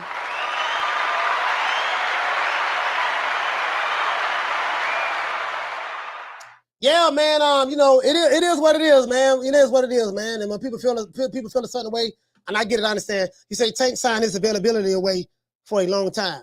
Now it looks like he's free. Let's see what he does. Yeah, again, you're right about that. You're right about that. My thing is, I try to call it right down the middle. You see what I'm saying?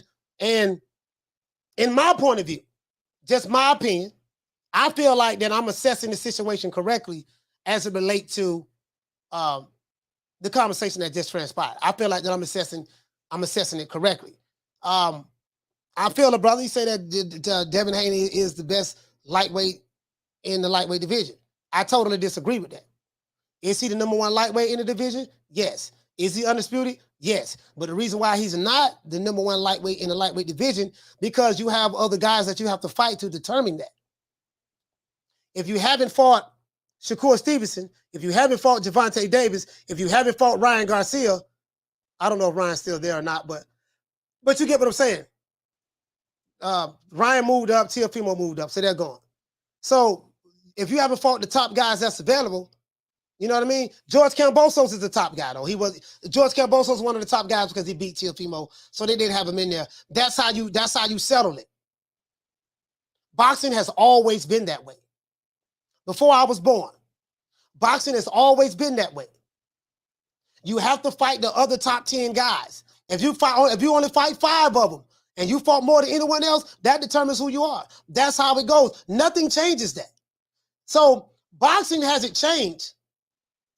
Shout out to Damien. Oh, you want the number? Boxing hasn't changed. It's just people's perception.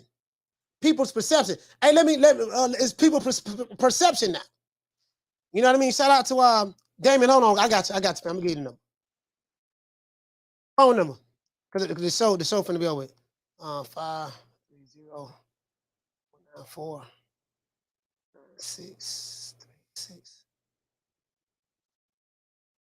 Yeah, I just dropped it in number, fam. I'll set one more call. I just want to hear from Damien. That's it. You get what I'm saying? So that, hey, Boxing Jim, you feel me? That's how that works. That's how that works. Ali did a lot of talking. He said he the greatest, but guess what? Ali had to prove it. How we know Ali was the greatest? Look who he fought. He fought everybody in the top 10, everybody in the top 15. He cleared all doubt. You name him, he fought him.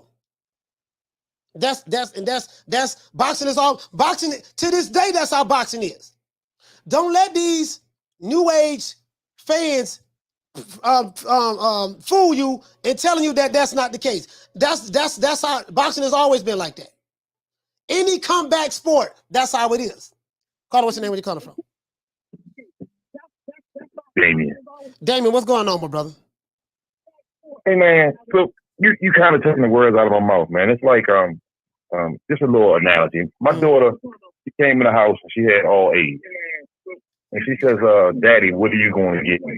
I got all A's. And I just looked at her. Hey, you got an echo in the background. I think you got the video playing in the background. Yeah, that was the video. I'm sorry. Okay. And with the all A's, I said, so, what am I supposed to do? That's your job. My job is to take care of you. Your job is to go to school and bring A's in. When you do something less than that, now I have a problem. And I said all that to say is we praising these guys and they still haven't done anything in that 135 division. Right. They have to fight each other. We can't take away.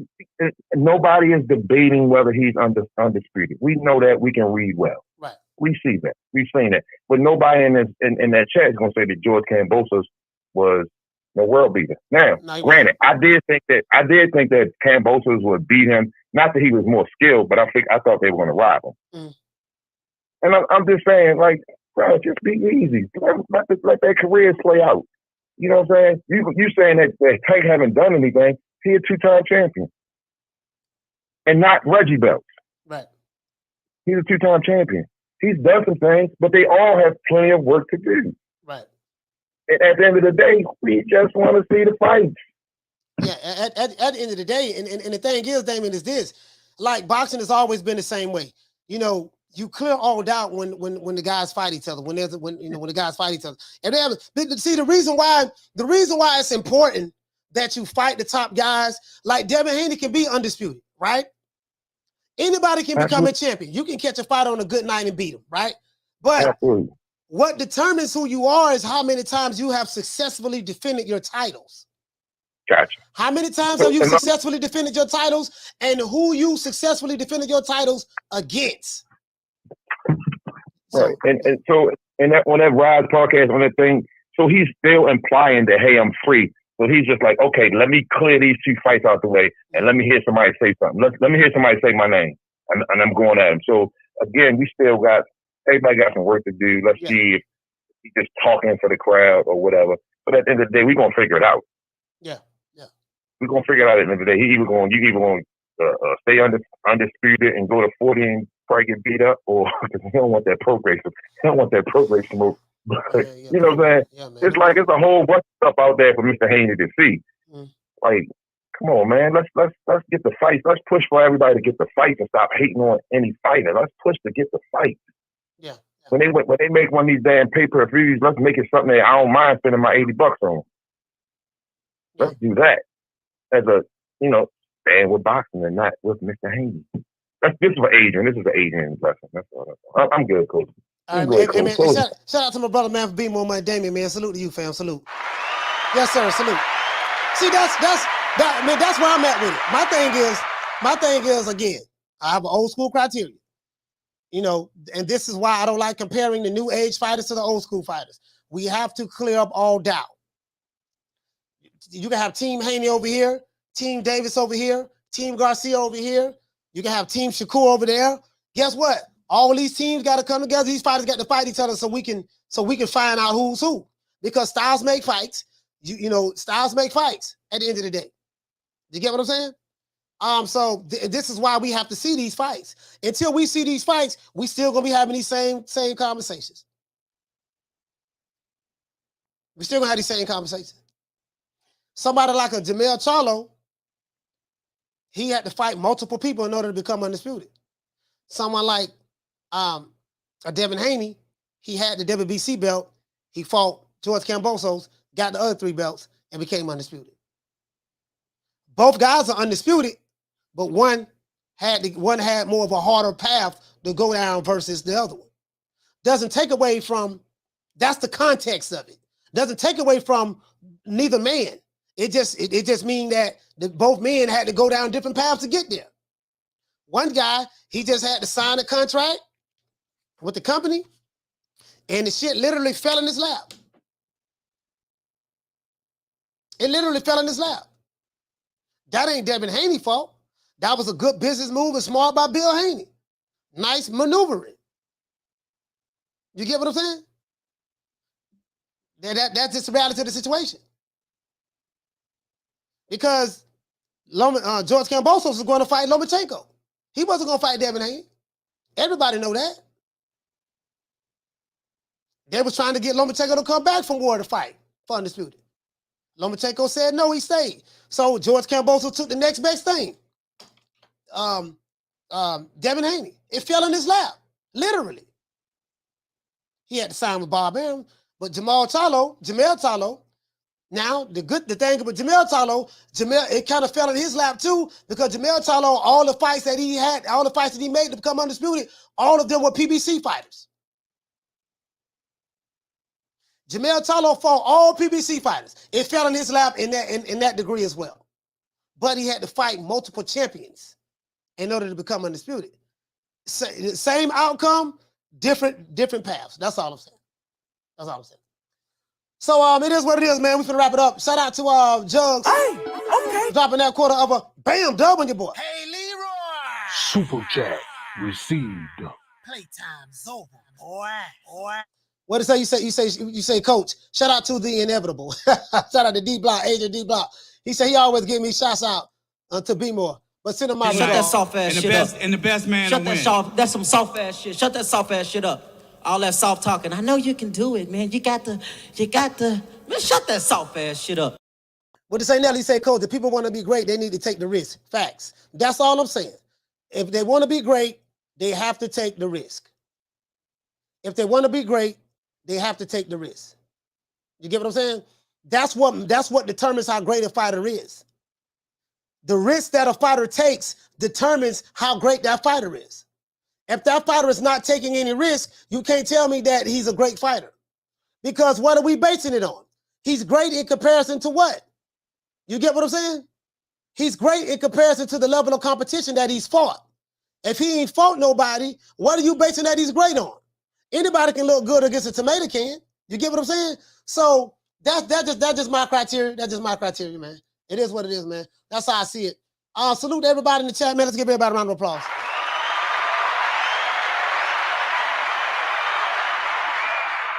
Yeah, man, for sure, man. Estrada versus Chocolatito trilogy.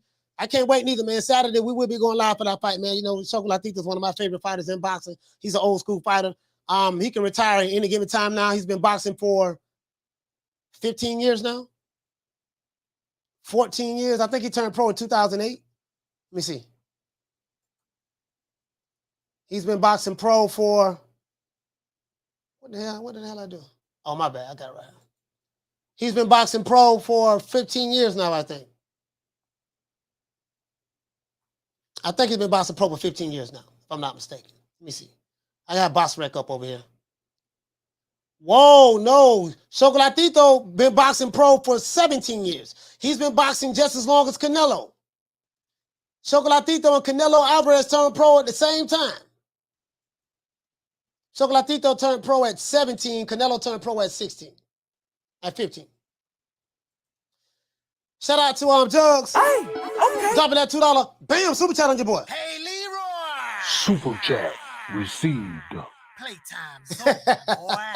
Jugs saying, coach, give it to everyone in the Shut chat. that soft ass shit up. And the best man shut win. That's some soft ass shit. Shut that soft ass shit up. All that soft talking. I know you can do it, man. You got to, man, shut that soft ass shit up. Yes, sir, it is. It is what it is, man. Once again, this song is about Coach Malachi Williams, man, signing out. We're going to go ahead and do this, man, AB style.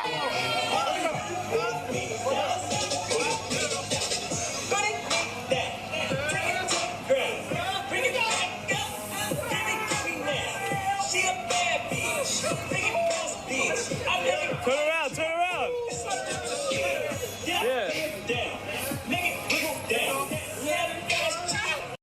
It is what it is. Once again, this owners. I'm Coach Malachi Williams signing out. New media today, USA Boxing. We ran kind of long today, man. 3.5 hours. That's a long ass time. I don't like doing this long, but it is what it is, man. See you guys tomorrow, 3 o'clock Eastern Standard Time. You know my motto. Don't meet me there, beat me there.